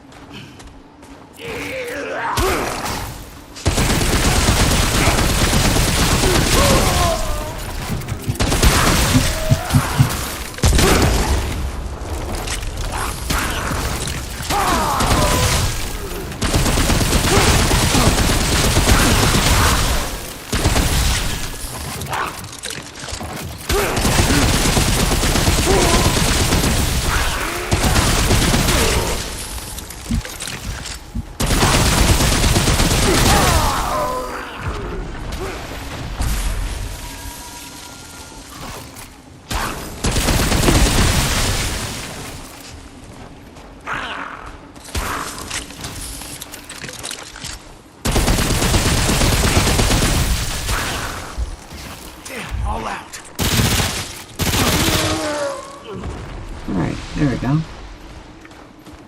Whew, it's over.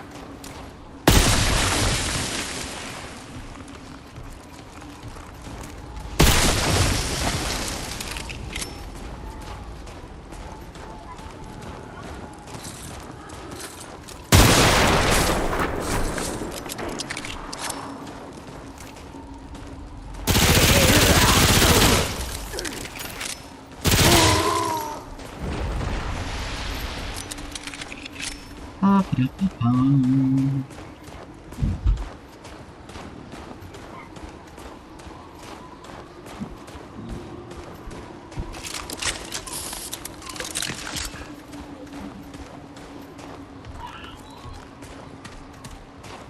Yeah, it's one thing that kind of sucks. You don't have enough materials to upgrade your created weapons, because they often don't possess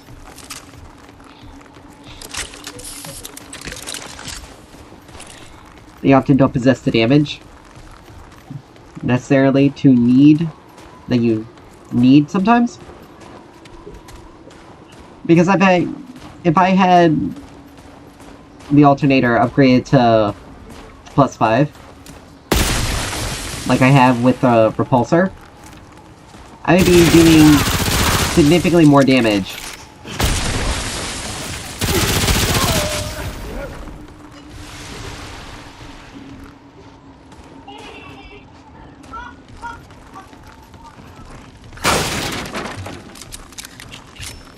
Than what I am now. The thing is, though,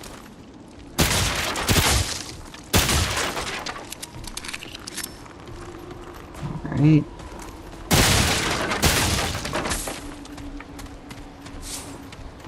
Is that the alternator's fire rates are pretty decent. The projectile speed is low. So, it's a little bit easier for enemies to dodge it.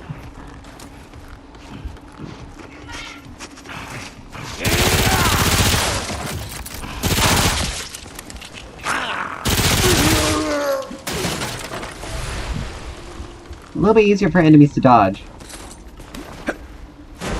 than if it wasn't... if the projectile speed was a little faster. Still a decent weapon with what it has, though.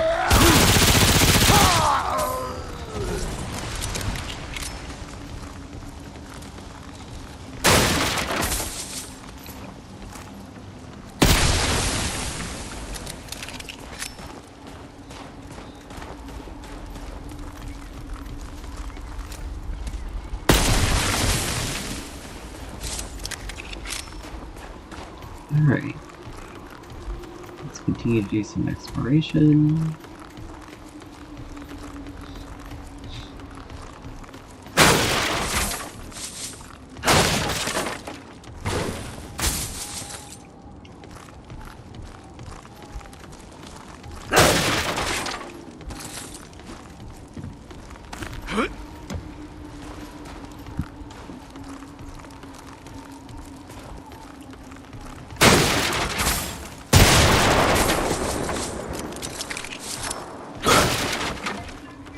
I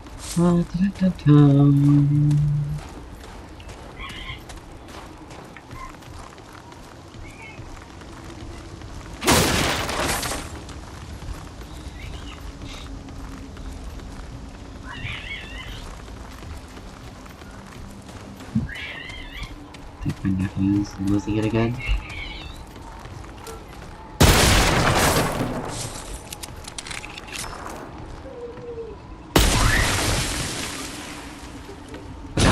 One of these.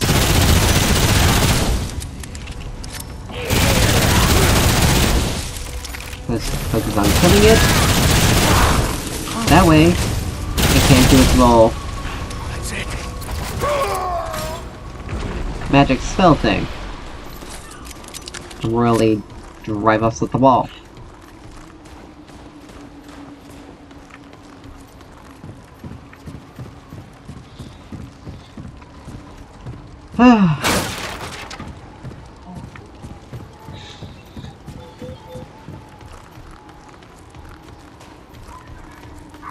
All this is been taken back.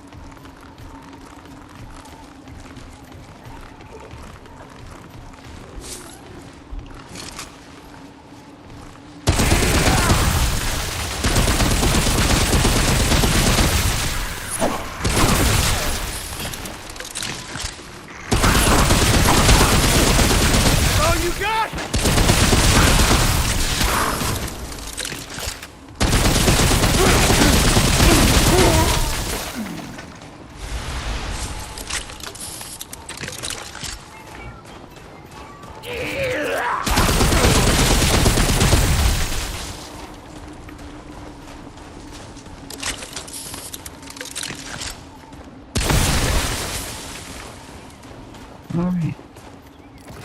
Polished whetstone. First time I'm seeing that. Oh, what? Who? Oh.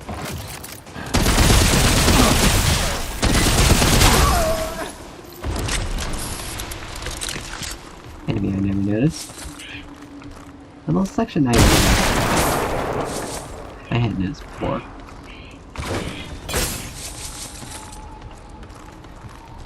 Alright. Let's take a look at that. When attacking a bleeding enemy, crit chance is increased by 15%, and crit damage is increased by 35%. So another kind of crit-based damage.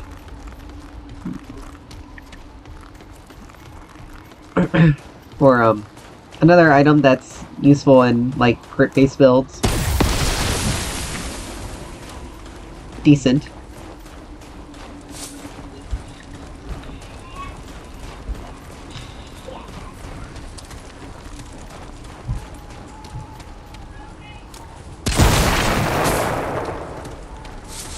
Pretty decent. But again, it's dependent on it's getting bleed damage on the enemy, which sometimes isn't necessarily something that you can do 100% of the time. And you're just about ready to enter the next dungeon.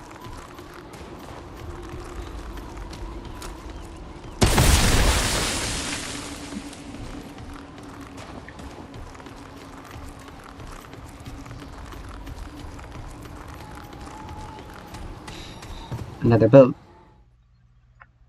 So it makes me wonder if it's going to be another...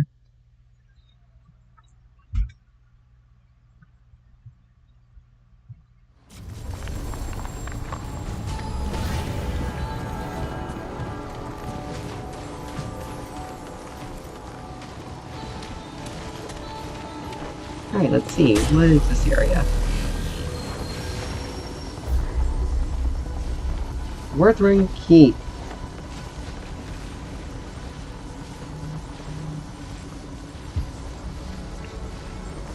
Wuthering Keep. So, this one. Again, we're gonna go with Ruin. He has radiation weakness. And Ruin's just an all-around good weapon.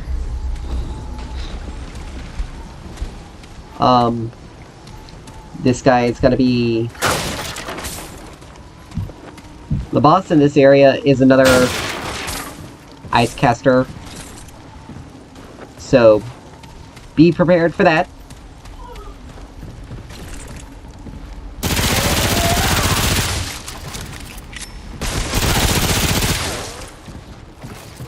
You know what? Instead of Hotshot, we're gonna use Good Boy, because we want to get through this. This is a little... not safe, killed nearby enemies. Oh. You. That's what. So we're just gonna... we're gonna rest, we're gonna get the... It's like we never entered this place to begin with. And we're gonna have Good Boy to you. And we're just gonna do this because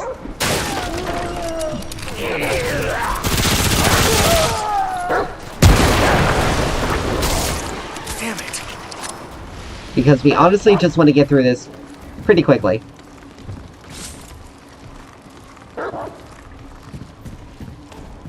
So, with Good Boy, it's gonna give us that. We also did get a trade point. So go ahead and do that.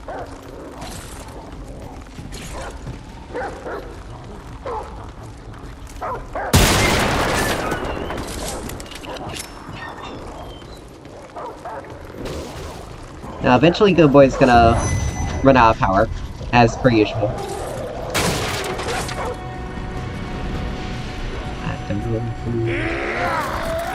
Or where people are coming from? Huh? What? Oh.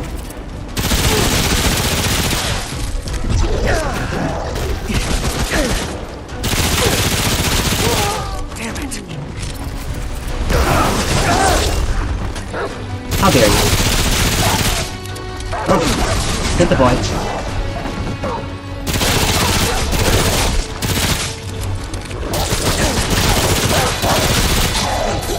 There we go.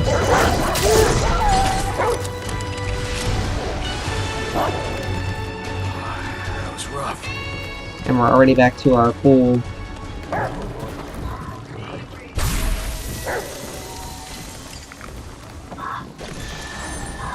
Again, why does it keep doing that to me? Oh, what? Oh.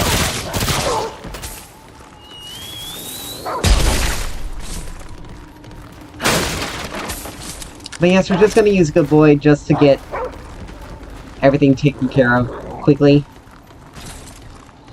I don't want to spend too much time, like, perusing around. So you want to do it quickly.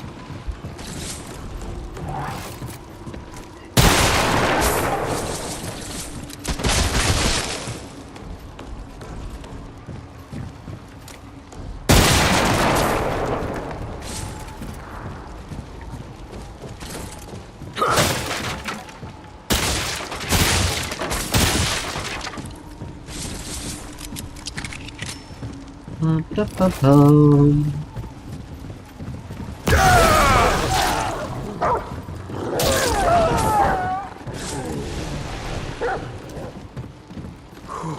It's over.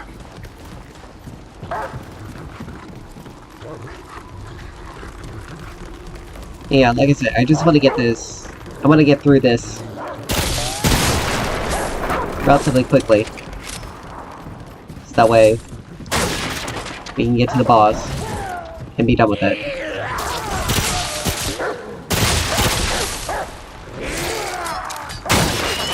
Ooh.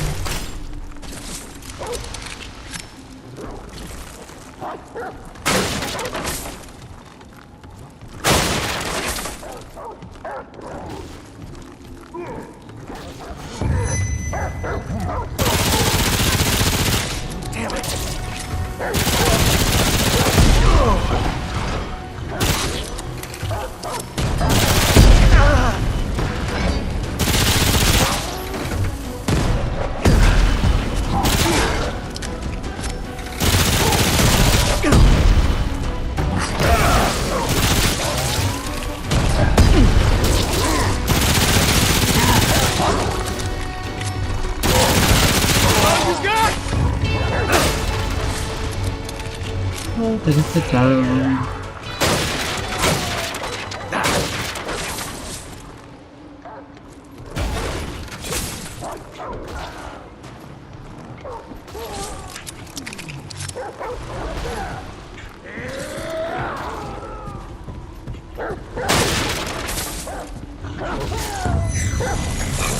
Oh lord, not you again.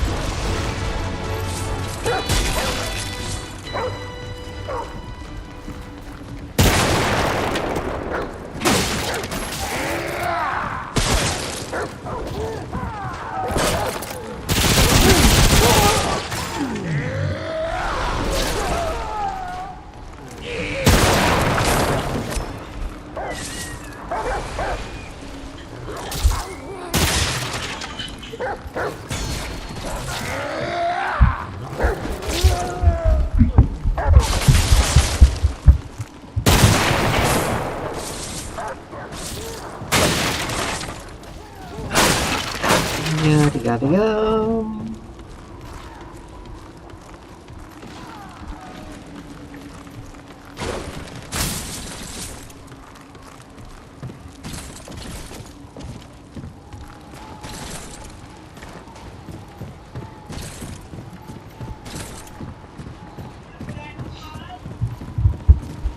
Alright, let's just just continue over to this side. Because I can always backtrack a little bit later.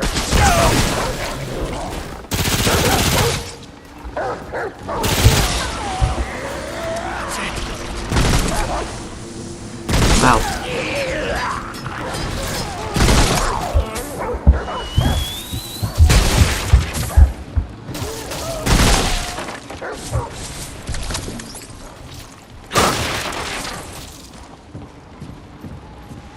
Alright.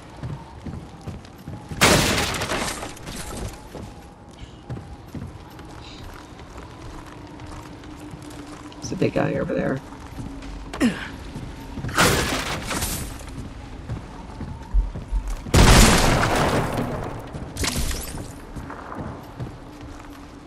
Right.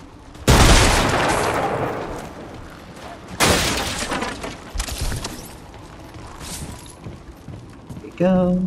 Some more ammo.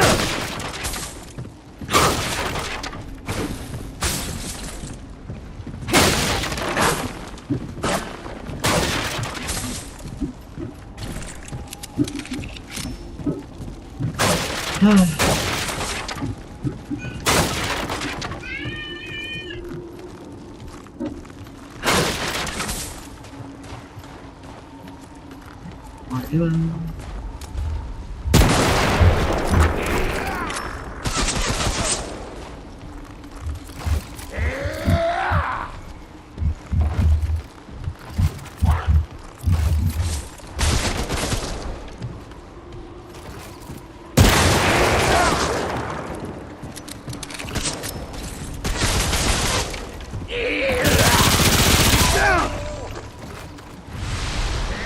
So here's where the little baby rat is.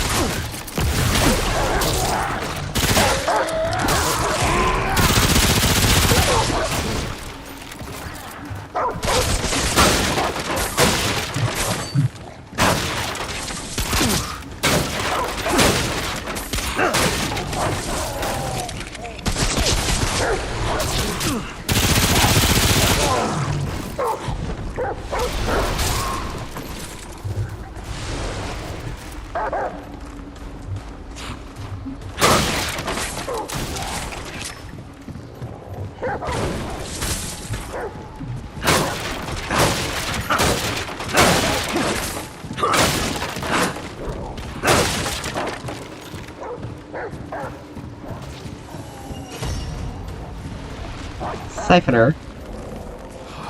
That was rough. Alright, he just runs off. I really hope his mother spawns. Because she does give us... She's a merchant, but she also gives us an accessory along with it. As a thank you for saving her baby. So let's take a look. Health steal rate. Acquired by rescuing the crawl baby. Increases health steal rate.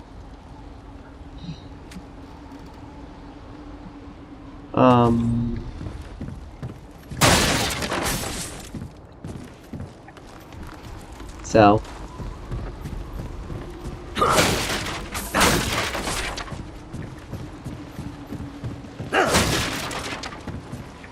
we got that.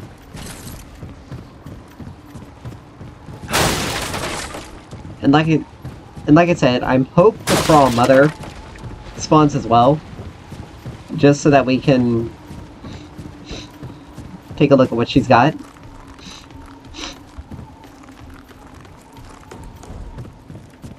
But that is the first time I got that. So.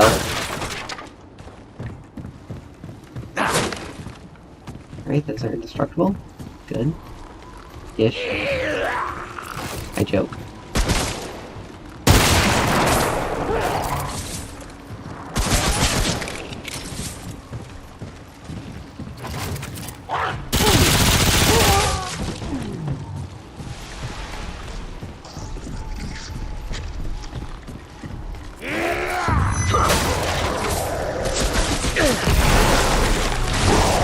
Woo! Hello!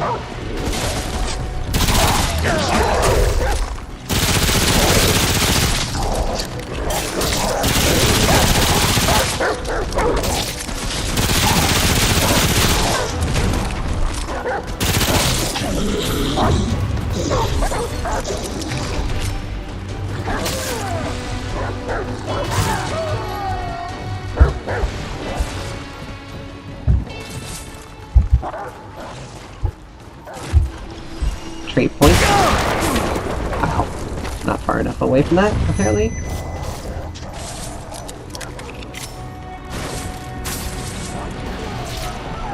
So it's gonna be a big guy. Nope.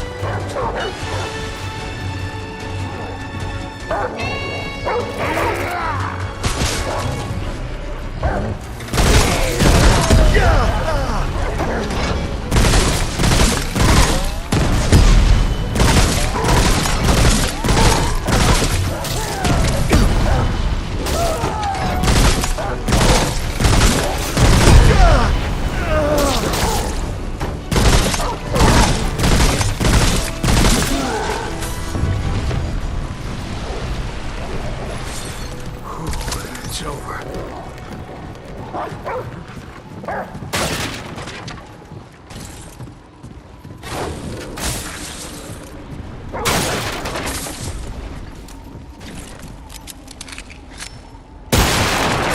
Alright.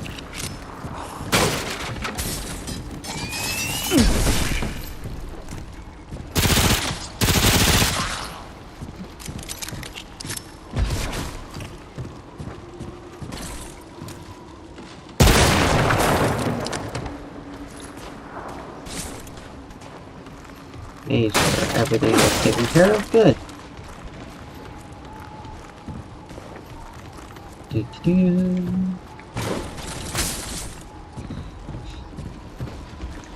I wonder if that NPC is the Crawl Mother.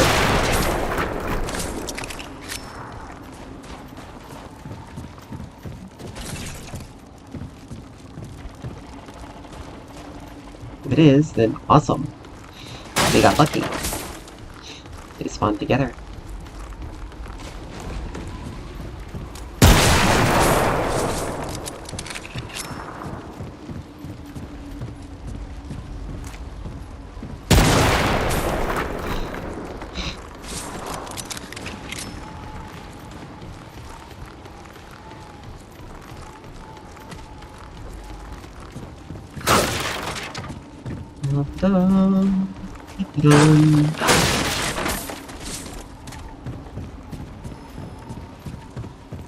Alright.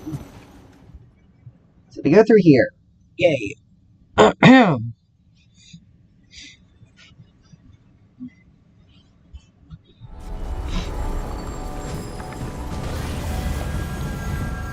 Thankfully we got a checkpoint.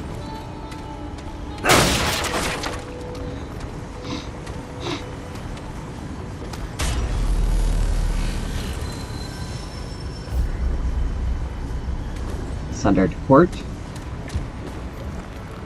which is the name of the zone.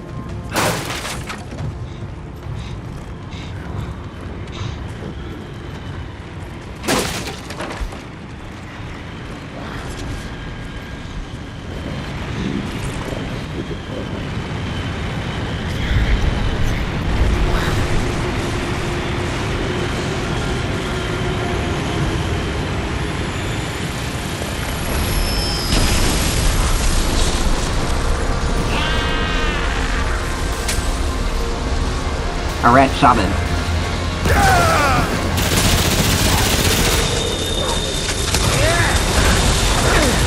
Ooh.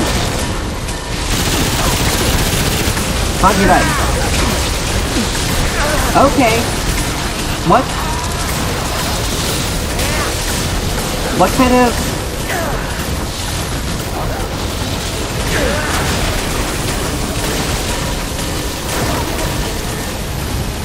What kind of... What is this?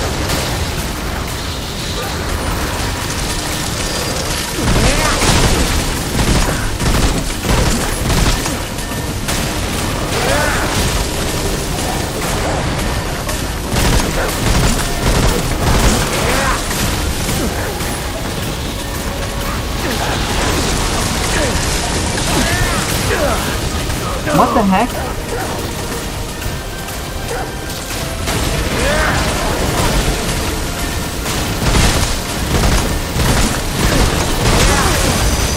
Okay, thanks. Thank God. Oh, wow. Okay, so we gotta avoid this. Whoa! What's the... What in God's name was that? Okay. So, let's replace this. Let's see...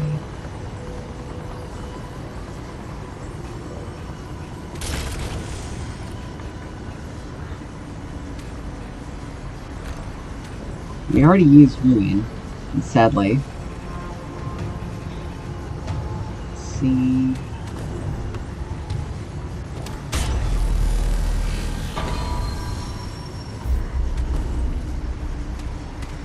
So we need to destroy that ice ball, like, ASAP. Okay.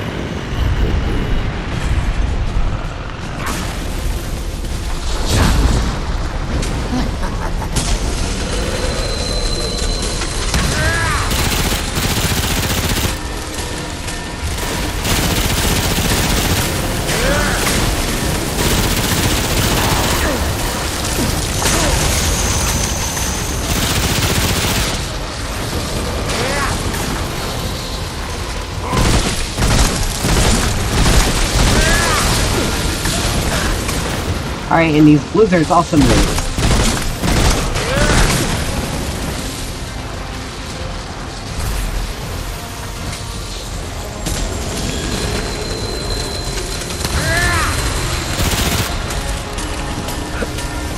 Wait, what? Oh, good lord.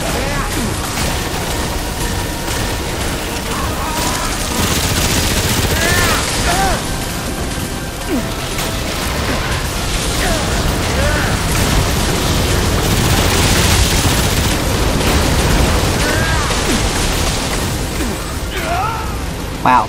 Okay. That's actually massively annoying. Alright, so... Let's see...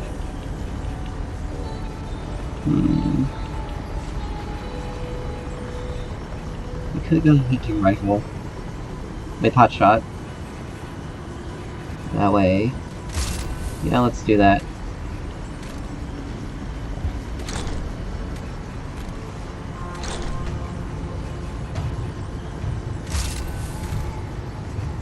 Just to get it taken care of. And the hunting pistol. Or for the minute pistol.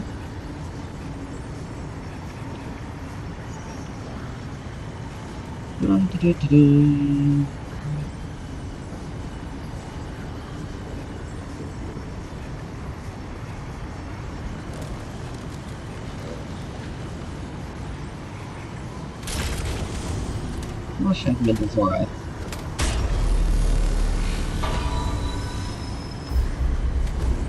Alright. And let's move some things around. Increases mod damage.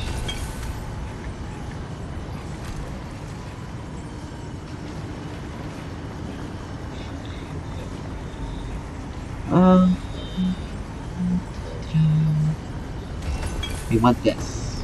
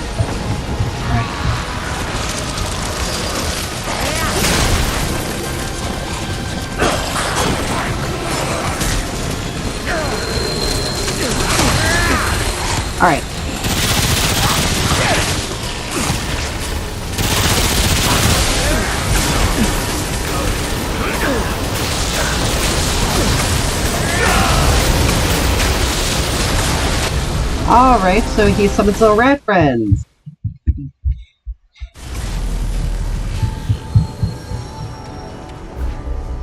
This is actually giving me more problems than most others. But luckily for us, the hunting rifle seems to be the best option here.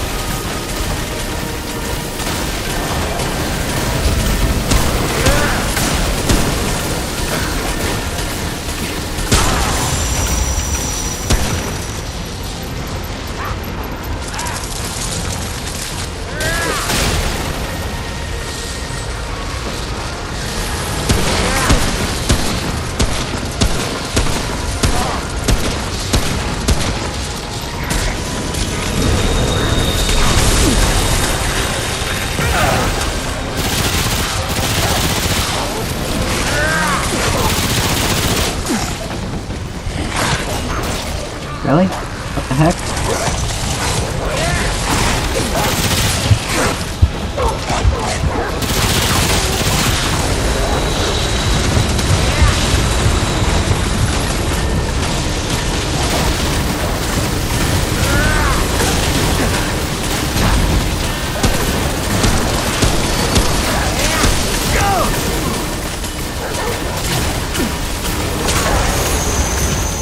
Oh, there we go.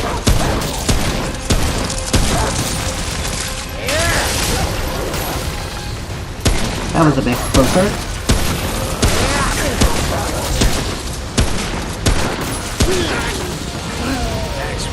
Oh, thank God. That's over. It's over. Thanks.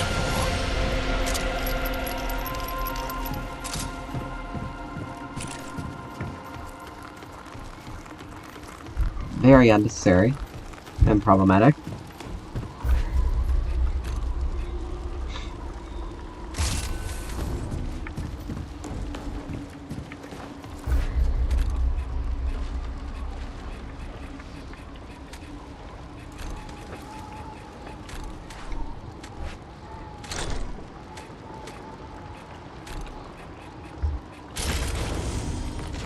Whew.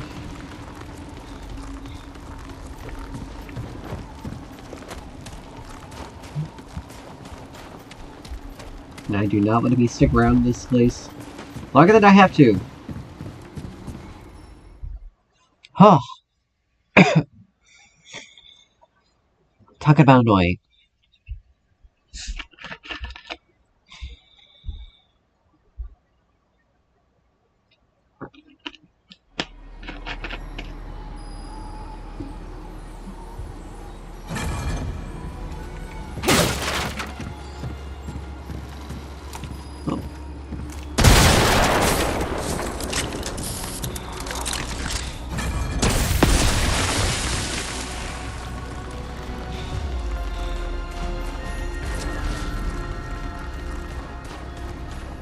Deep frost expands.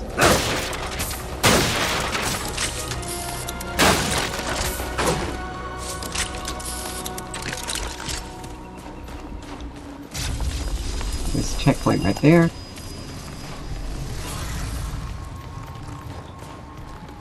Now we can go ahead and open this up.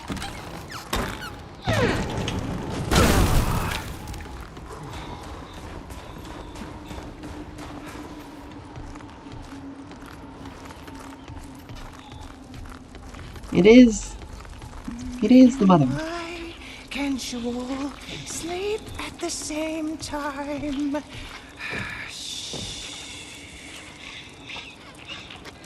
Ah, Wanderer, I'd hoped to meet you.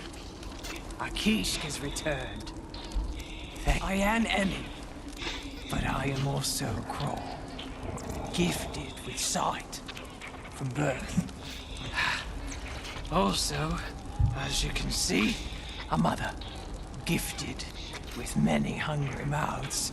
Akish is one such mouth, gifted with sight like mine, but much, much stronger. Your actions have saved her from misery. She may become an oracle yet. We must leave soon, lest my master return for her. But take this, and my gratitude. Oh, wow. Of course, ask what you will, but then we must leave this place. The Kroll are gifted with sight beyond most. We see what may be, and sometimes what must. Only 1 in 1,000 are born with this sight. So, the Kroll are valued by the Uriki.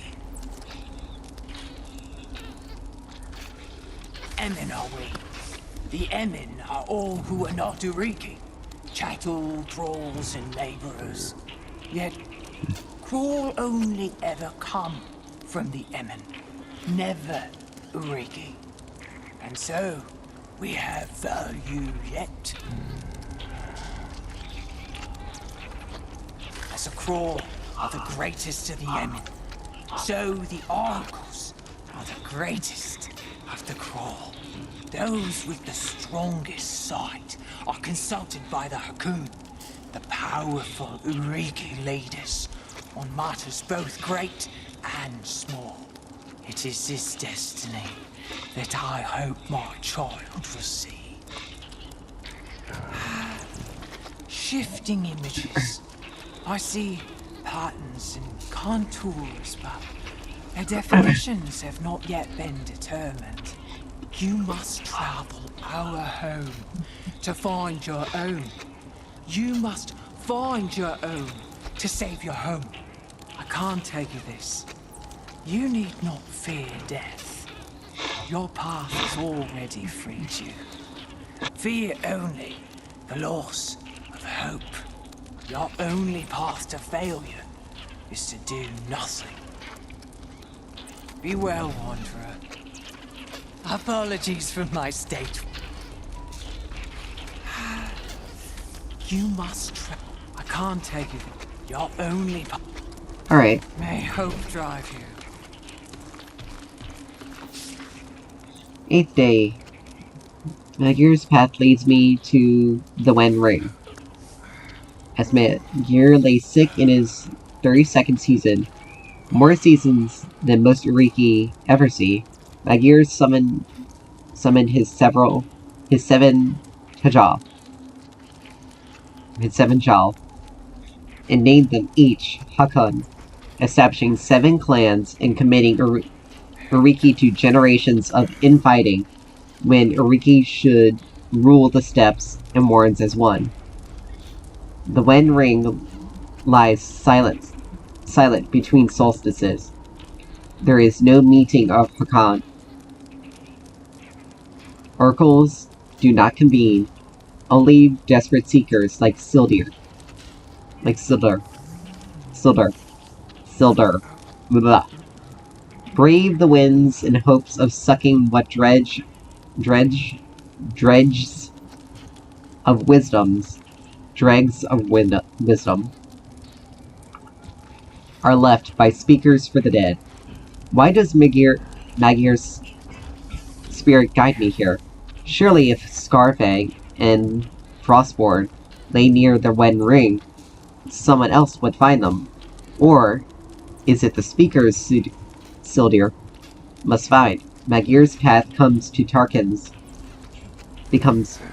Tarquin's. Perhaps that is my next step.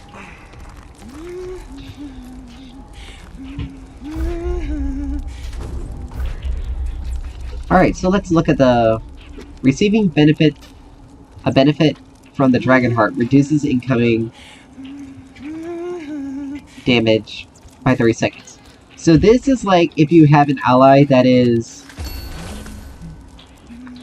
Why can't you sleep at the same time? So that's an item that allies can you let your allies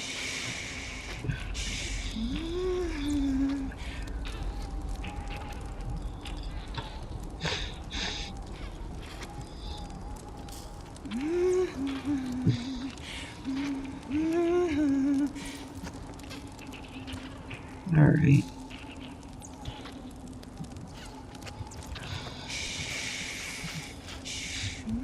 She's supposed to be a merchant, but so far, she's not giving us anything. Greetings, strange. You must travel. I can't tell your own. Be well, wanderer. So... Why can't you sleep at the same time?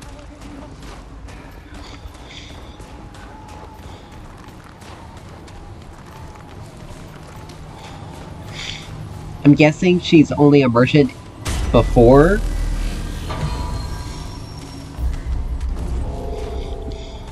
If you don't, save the little rat? Let's see if she changes her tune. I wish I could stand to. May hope drive you. Nope, doesn't look like it. Can't you?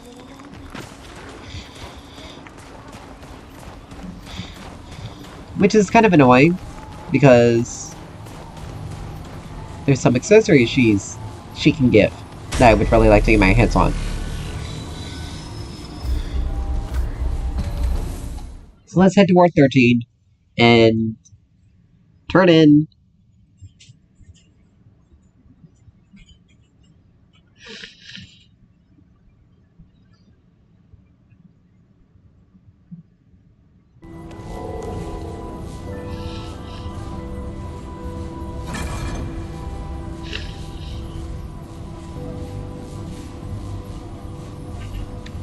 Alright, did we... No, we have 2 trade points to spend.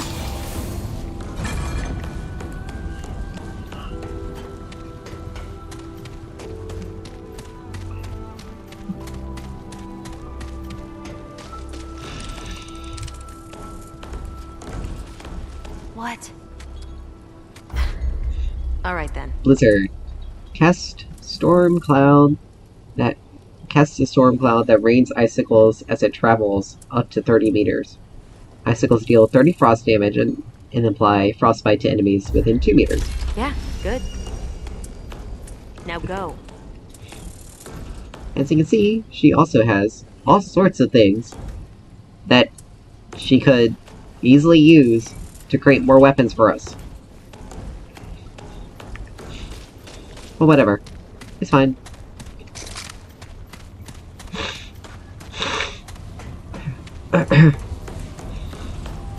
But yes, she's supposed to... The Crawl Mother is supposed to be a merchant. She gives us a lot of various items, but the scrap ring is the thing that she's supposed to...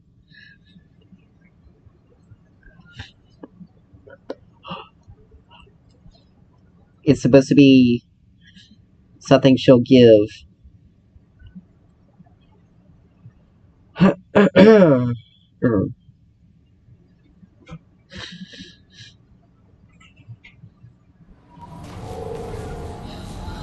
Because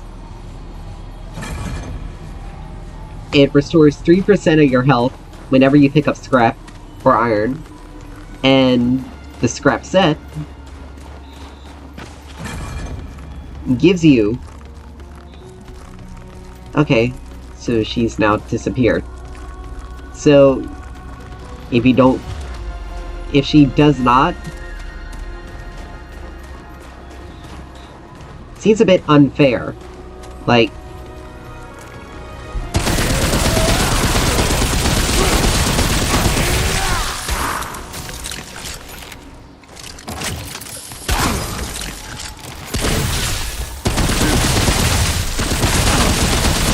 That, you bastard!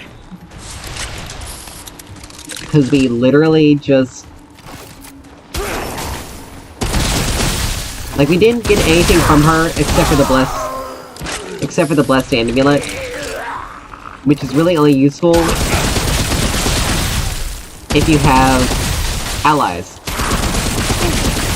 or if there's something that causes your dragon heart to have a beneficial effect, It's rough. status effect, versus versus just the regular healing.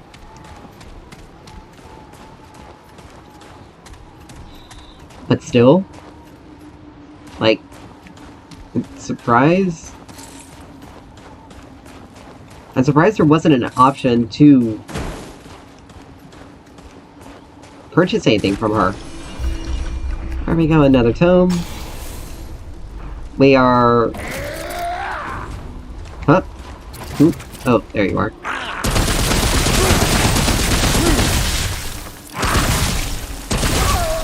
Stay down! But yeah, we kind of got cheated out of getting an accessory with that. It's saving her baby. Oh, there you are. It's saving her baby, causing you to lose her merchant status. Then that honestly does suck.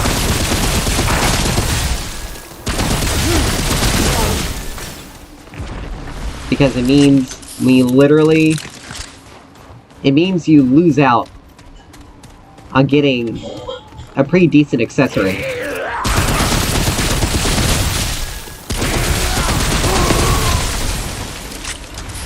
It's very decent if you want to be heavily involved in exploration.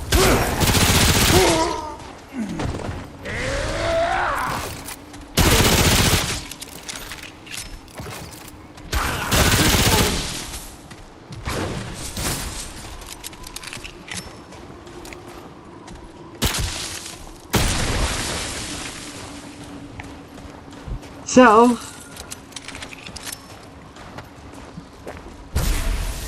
it's unfortunate, but I guess it is what it is.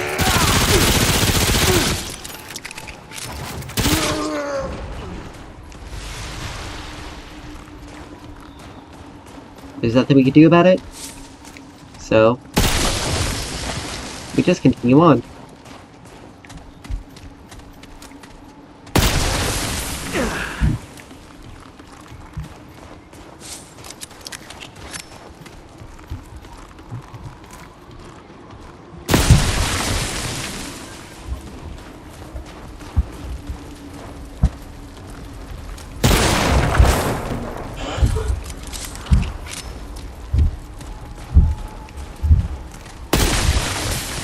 As annoying as it is, it's just what it is.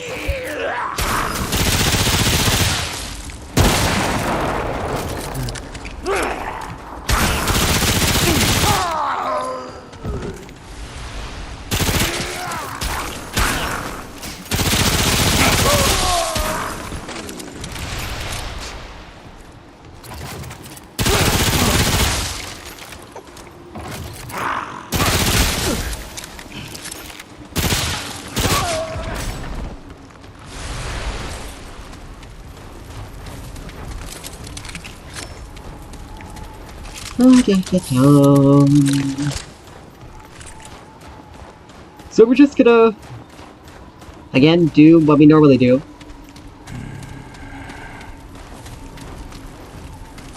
In between areas.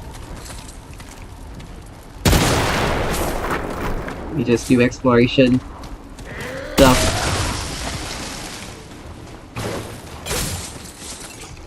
and move ourselves to our next location.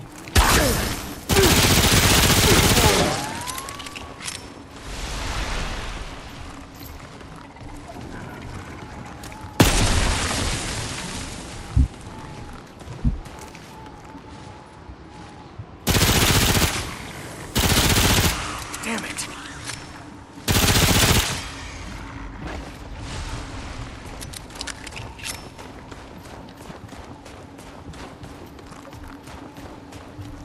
And then we'll move on through the story. The next section, at least.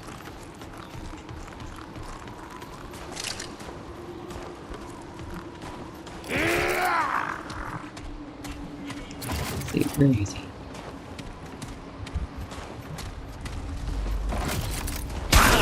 Oh, there you are.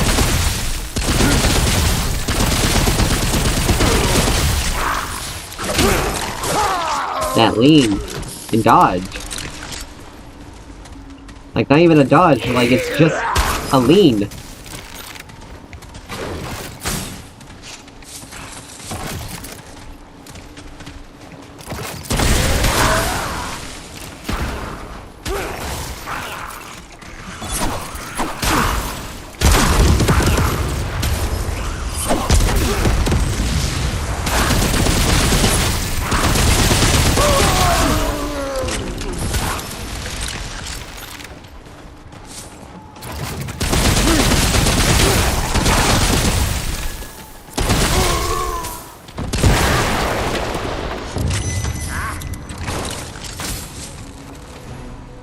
Right?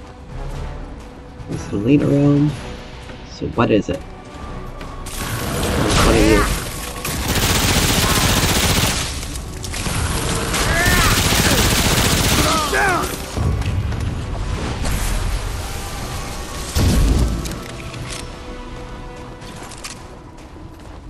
Alright.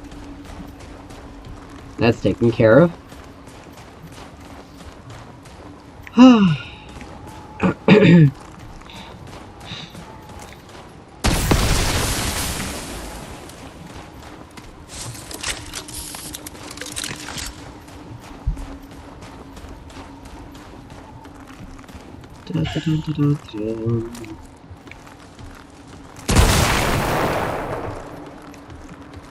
Alright. Take care of everything up there. Should have. Yep.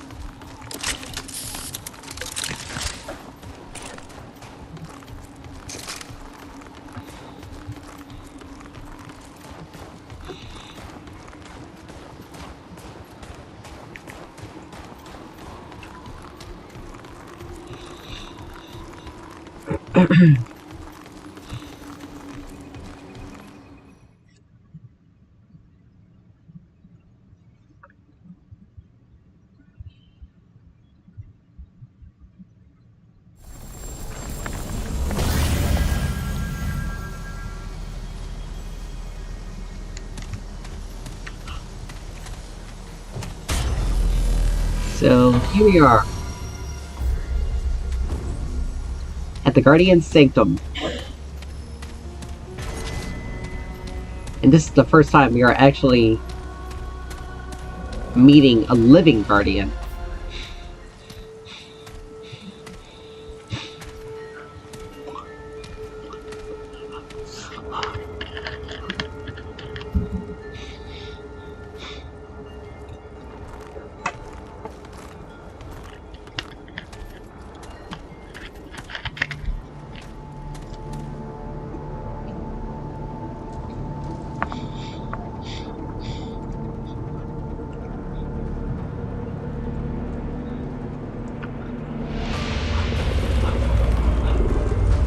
Obviously a combination of something that is not only stone, but living. And it's this thing's job to keep the world safe. Stop. I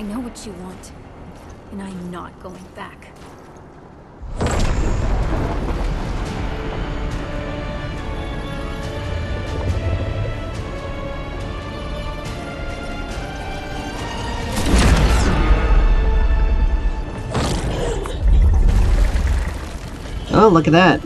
The root's attacking. And because the Guardian gave her its heart, it's actually going to be harmed. It's harmed every single time the root attacks it.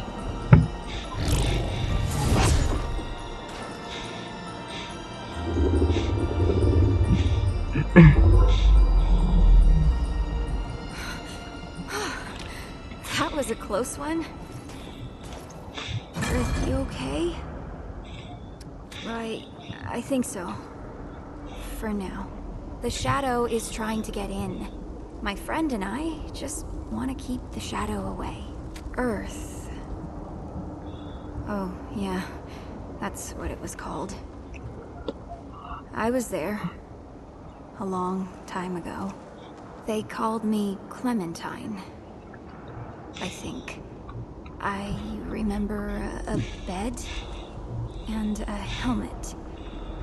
Lots of wires. And needles.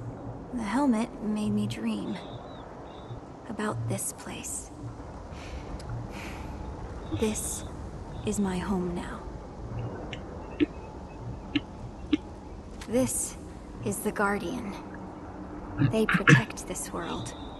I dreamt about them when I was on Earth, when the shadow attacked.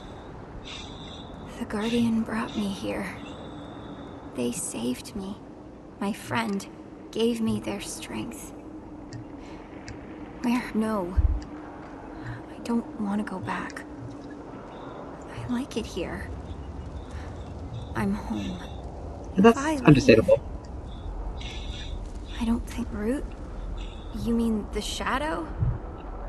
The gnarled, twisty things?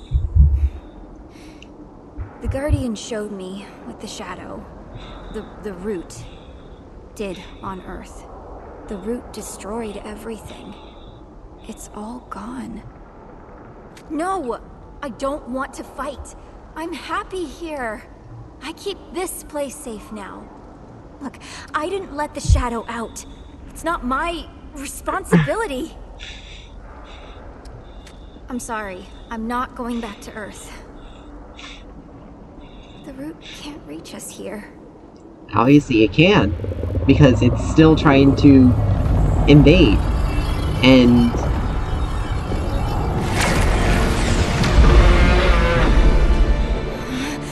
No! Stop!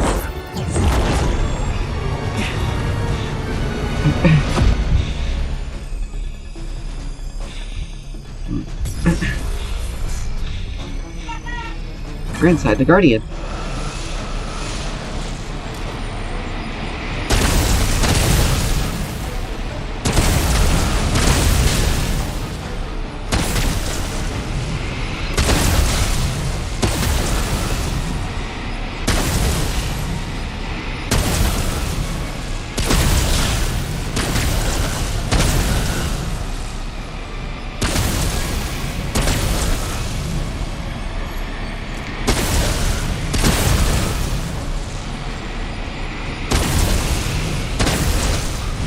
Now this part is significantly easier if you have the turrets from ROM.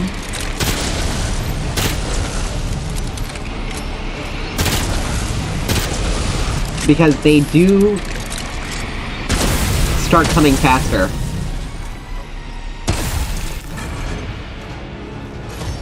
But the turrets make it a lot easier. That was rough.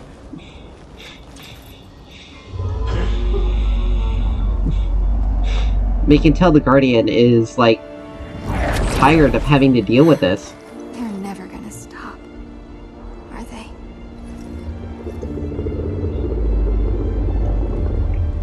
If the Guardian had its heart, its power would be beyond... It wouldn't have to be dealing with this constantly.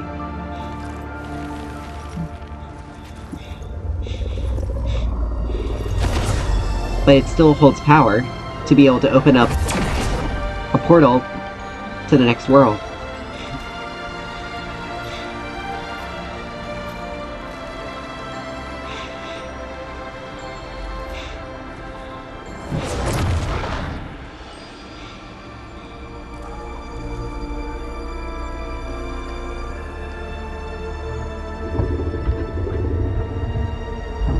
Guardian knows that she doesn't want to go.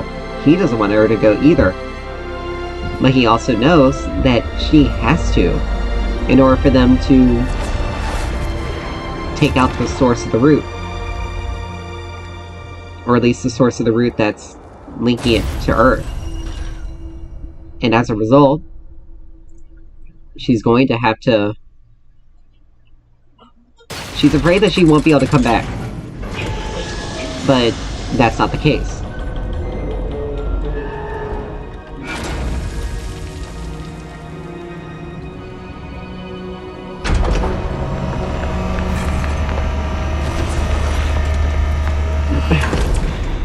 So here we are. Leads to the root source. I feel it. I can get you in, but you need to kill it. Okay. Are you ready? Okay. So this is what I meant about us getting this equipment, the OCS equipment, up.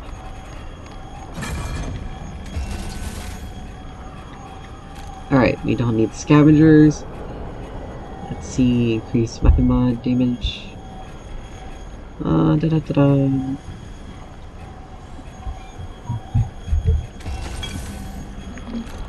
Do that. Blood font. We're gonna keep that.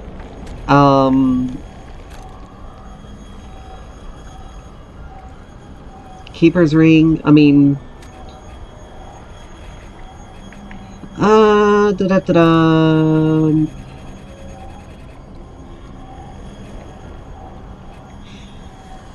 Let's see. We're gonna...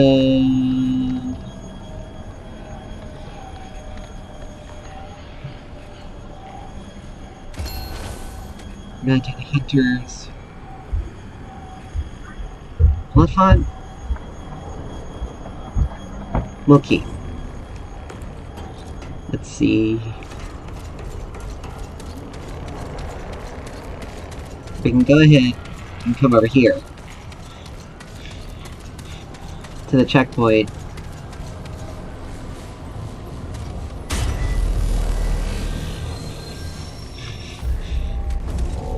And the reason why we did this, changed our armor, is because of the benefits of the armor set. So, the more we hit an enemy, the more damage we do. You've got... So, now if you go back, you can see that the portal to Racem is active. So, if you die during this next boss fight, or if you do that, you just have to activate this.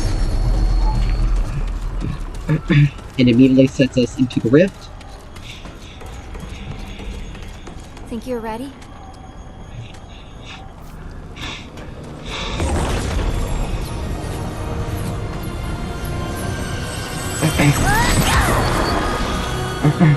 So she opens the portal to the root source.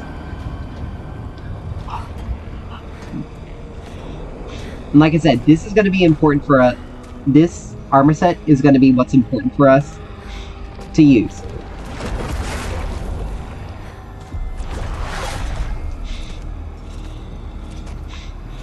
But here we are. Here we are where the source of the root is.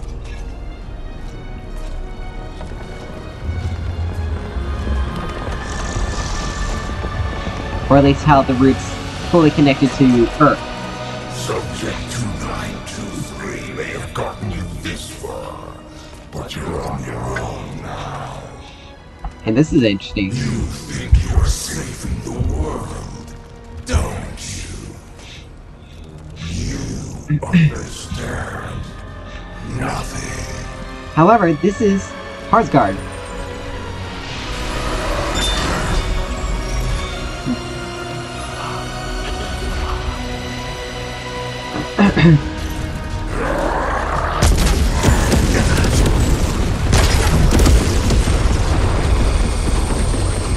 He's weak to fire damage, so that's why I did that.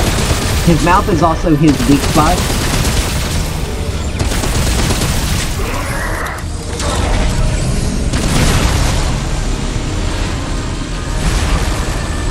And those crystals are also part of the large crystal there. And now this part.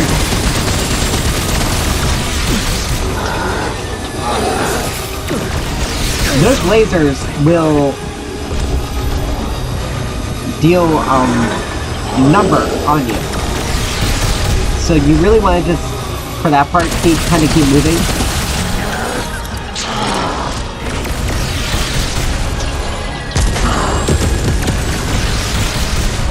But you know, setting them on fire is good enough.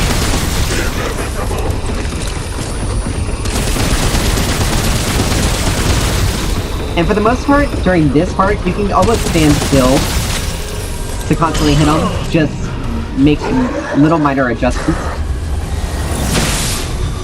Alright, here we go with one.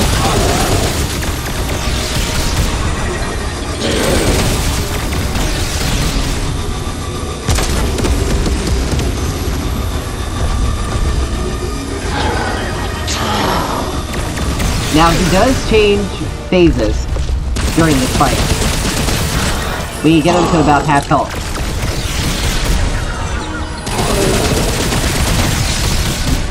He starts to abandon using the crystals as a source of combat.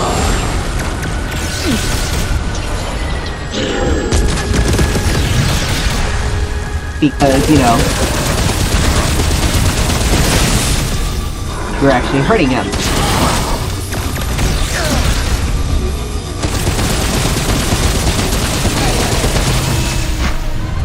And there's that. And now we can just replenish up ammo. Whoop.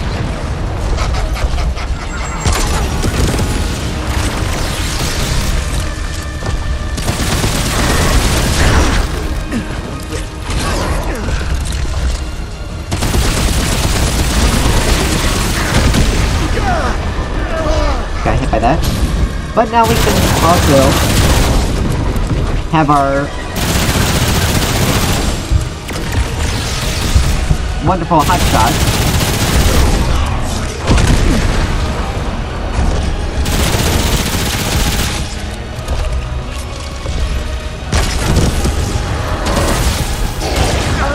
Ooh. Got hit by that. But I say no. What works to heal?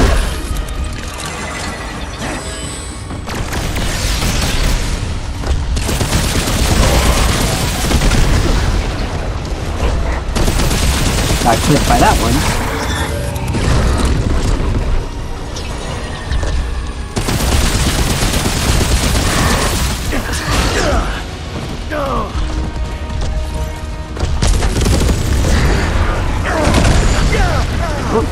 So clipped, but not too bad.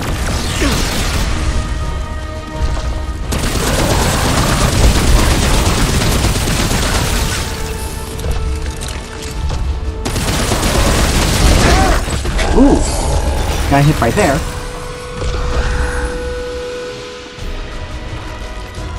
And this is a two-part boss fight.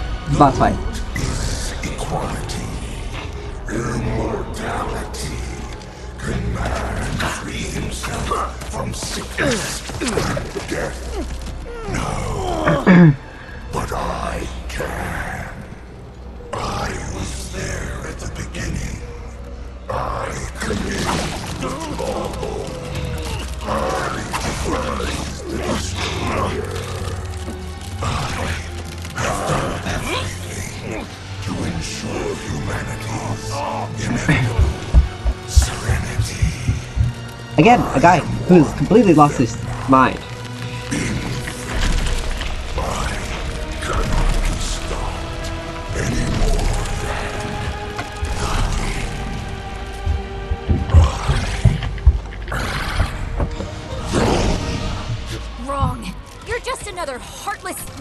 assist.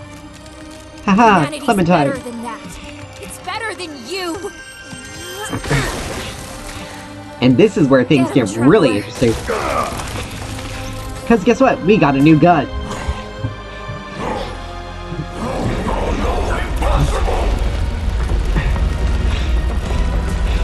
And this is a beautiful, beautiful one. So if we die, we can easily show you. But this fight, but we now got the fusion rifle.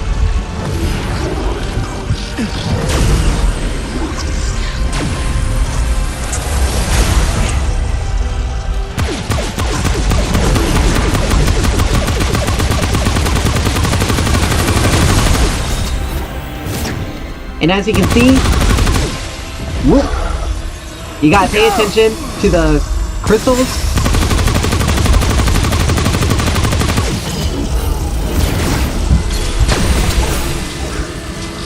You gotta pay attention to the crystals, and at the front, because they will fire lasers in varying different patterns.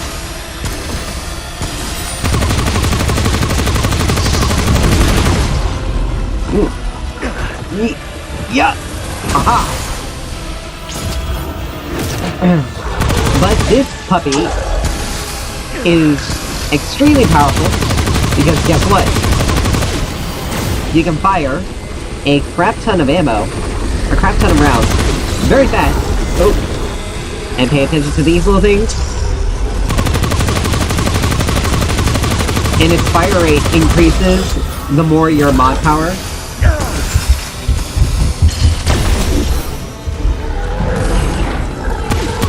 The greater your mod power is, that's an extremely difficult one to dodge.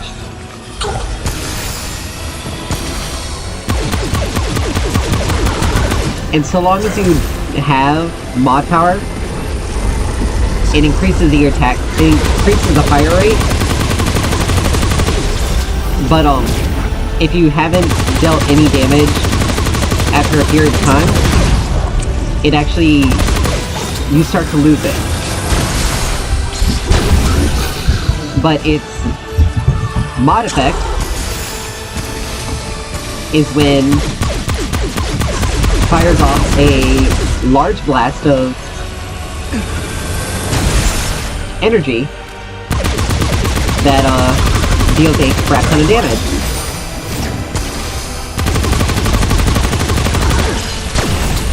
So you can kind of like... Oops, got hit by that. Did not mean to it.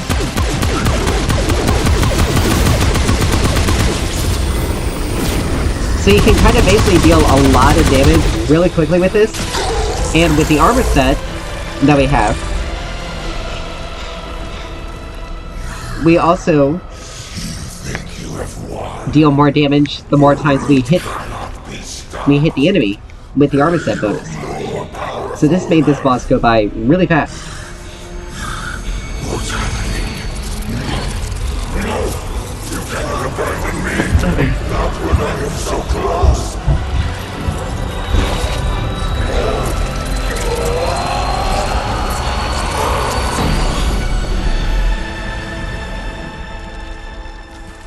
And with that, Hearthguard is now dead. However, there are still root monsters that are here. Even though the root's disconnected from Earth so far.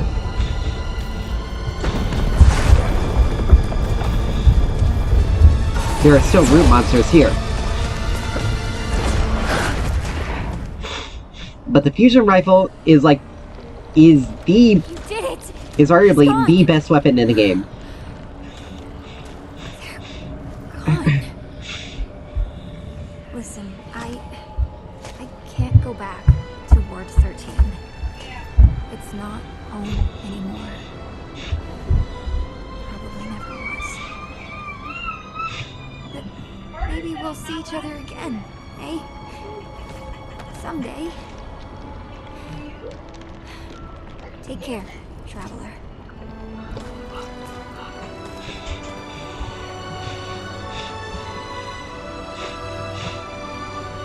So there we go. Not only do we get the fusion rifle,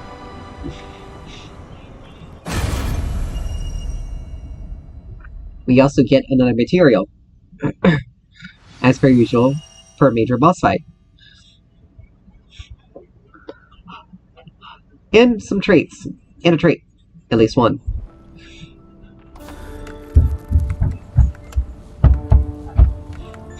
You just have to through the rest of the scenes. Suffer through the rest of the scenes. This can't be right. What is it?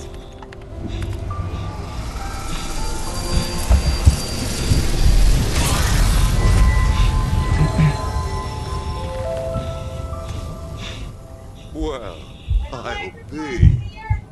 You did it.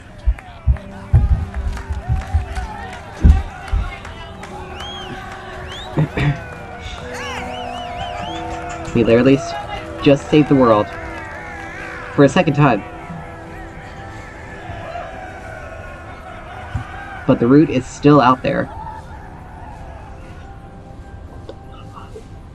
Other worlds are threatened and will be destroyed. But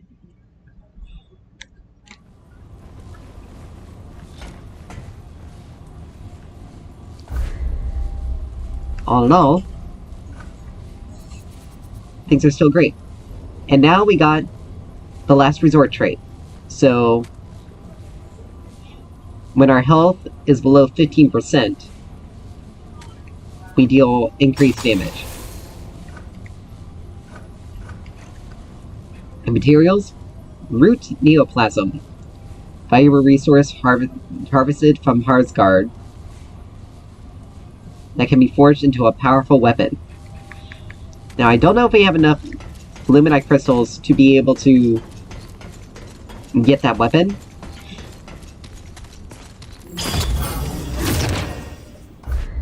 But let's take a look at the fusion rifle. A full automatic Gatling gun that fire with a fire rate that increases as mod power is generated. When it doesn't deal damage for 2 seconds, mod power will drain over time.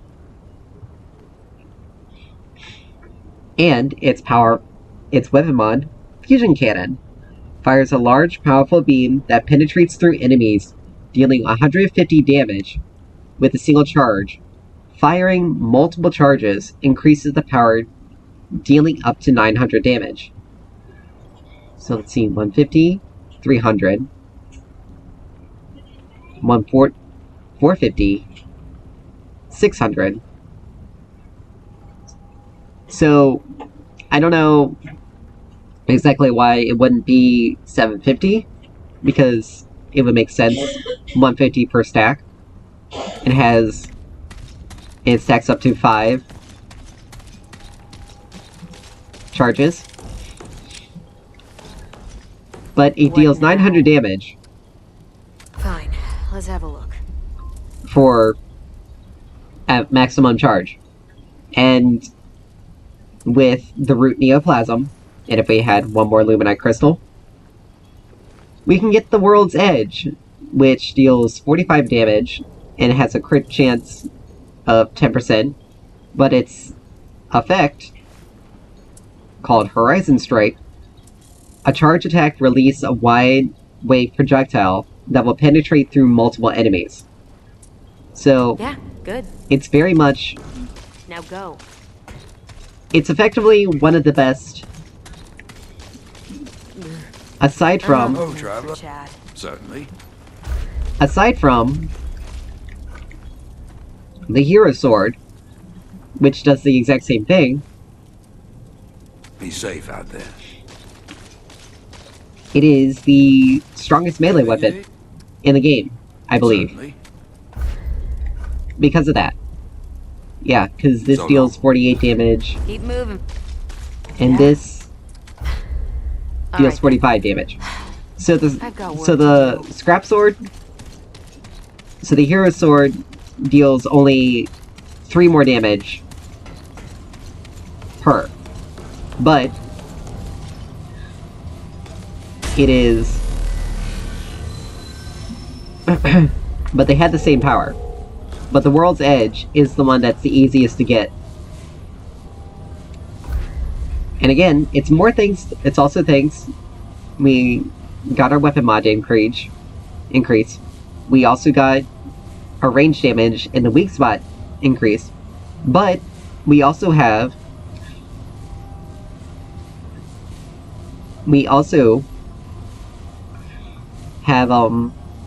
effectively 35% maximum damage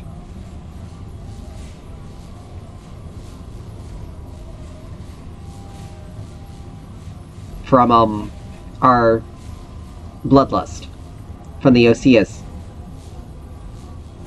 effect armor set. So that was pretty good. Now I would honestly use the scavenger set if I'm going like continuing on or like re-rolling the campaign or doing adventure mode or survival. I would probably specifically for re-rolling the campaign and using adventure mode, I would use the scavenger set. Even though it's heavy, and we're probably gonna have to, if you have it, let's see, where is it? The Ring of Honor, then you'll be able to, yawn, damn. Anyway, Ring of Honor. If you have the Ring of Honor, then you can go ahead and use the scrap set and just roll through everything again. But with that is Remnant from the Ashes. I can't wait till the next game finally comes out. It's gonna be so exciting to see what the next big thing is. What the next major... how the next major adventure is going to be. So, with that, we are going to call it a night. And I will see you next time.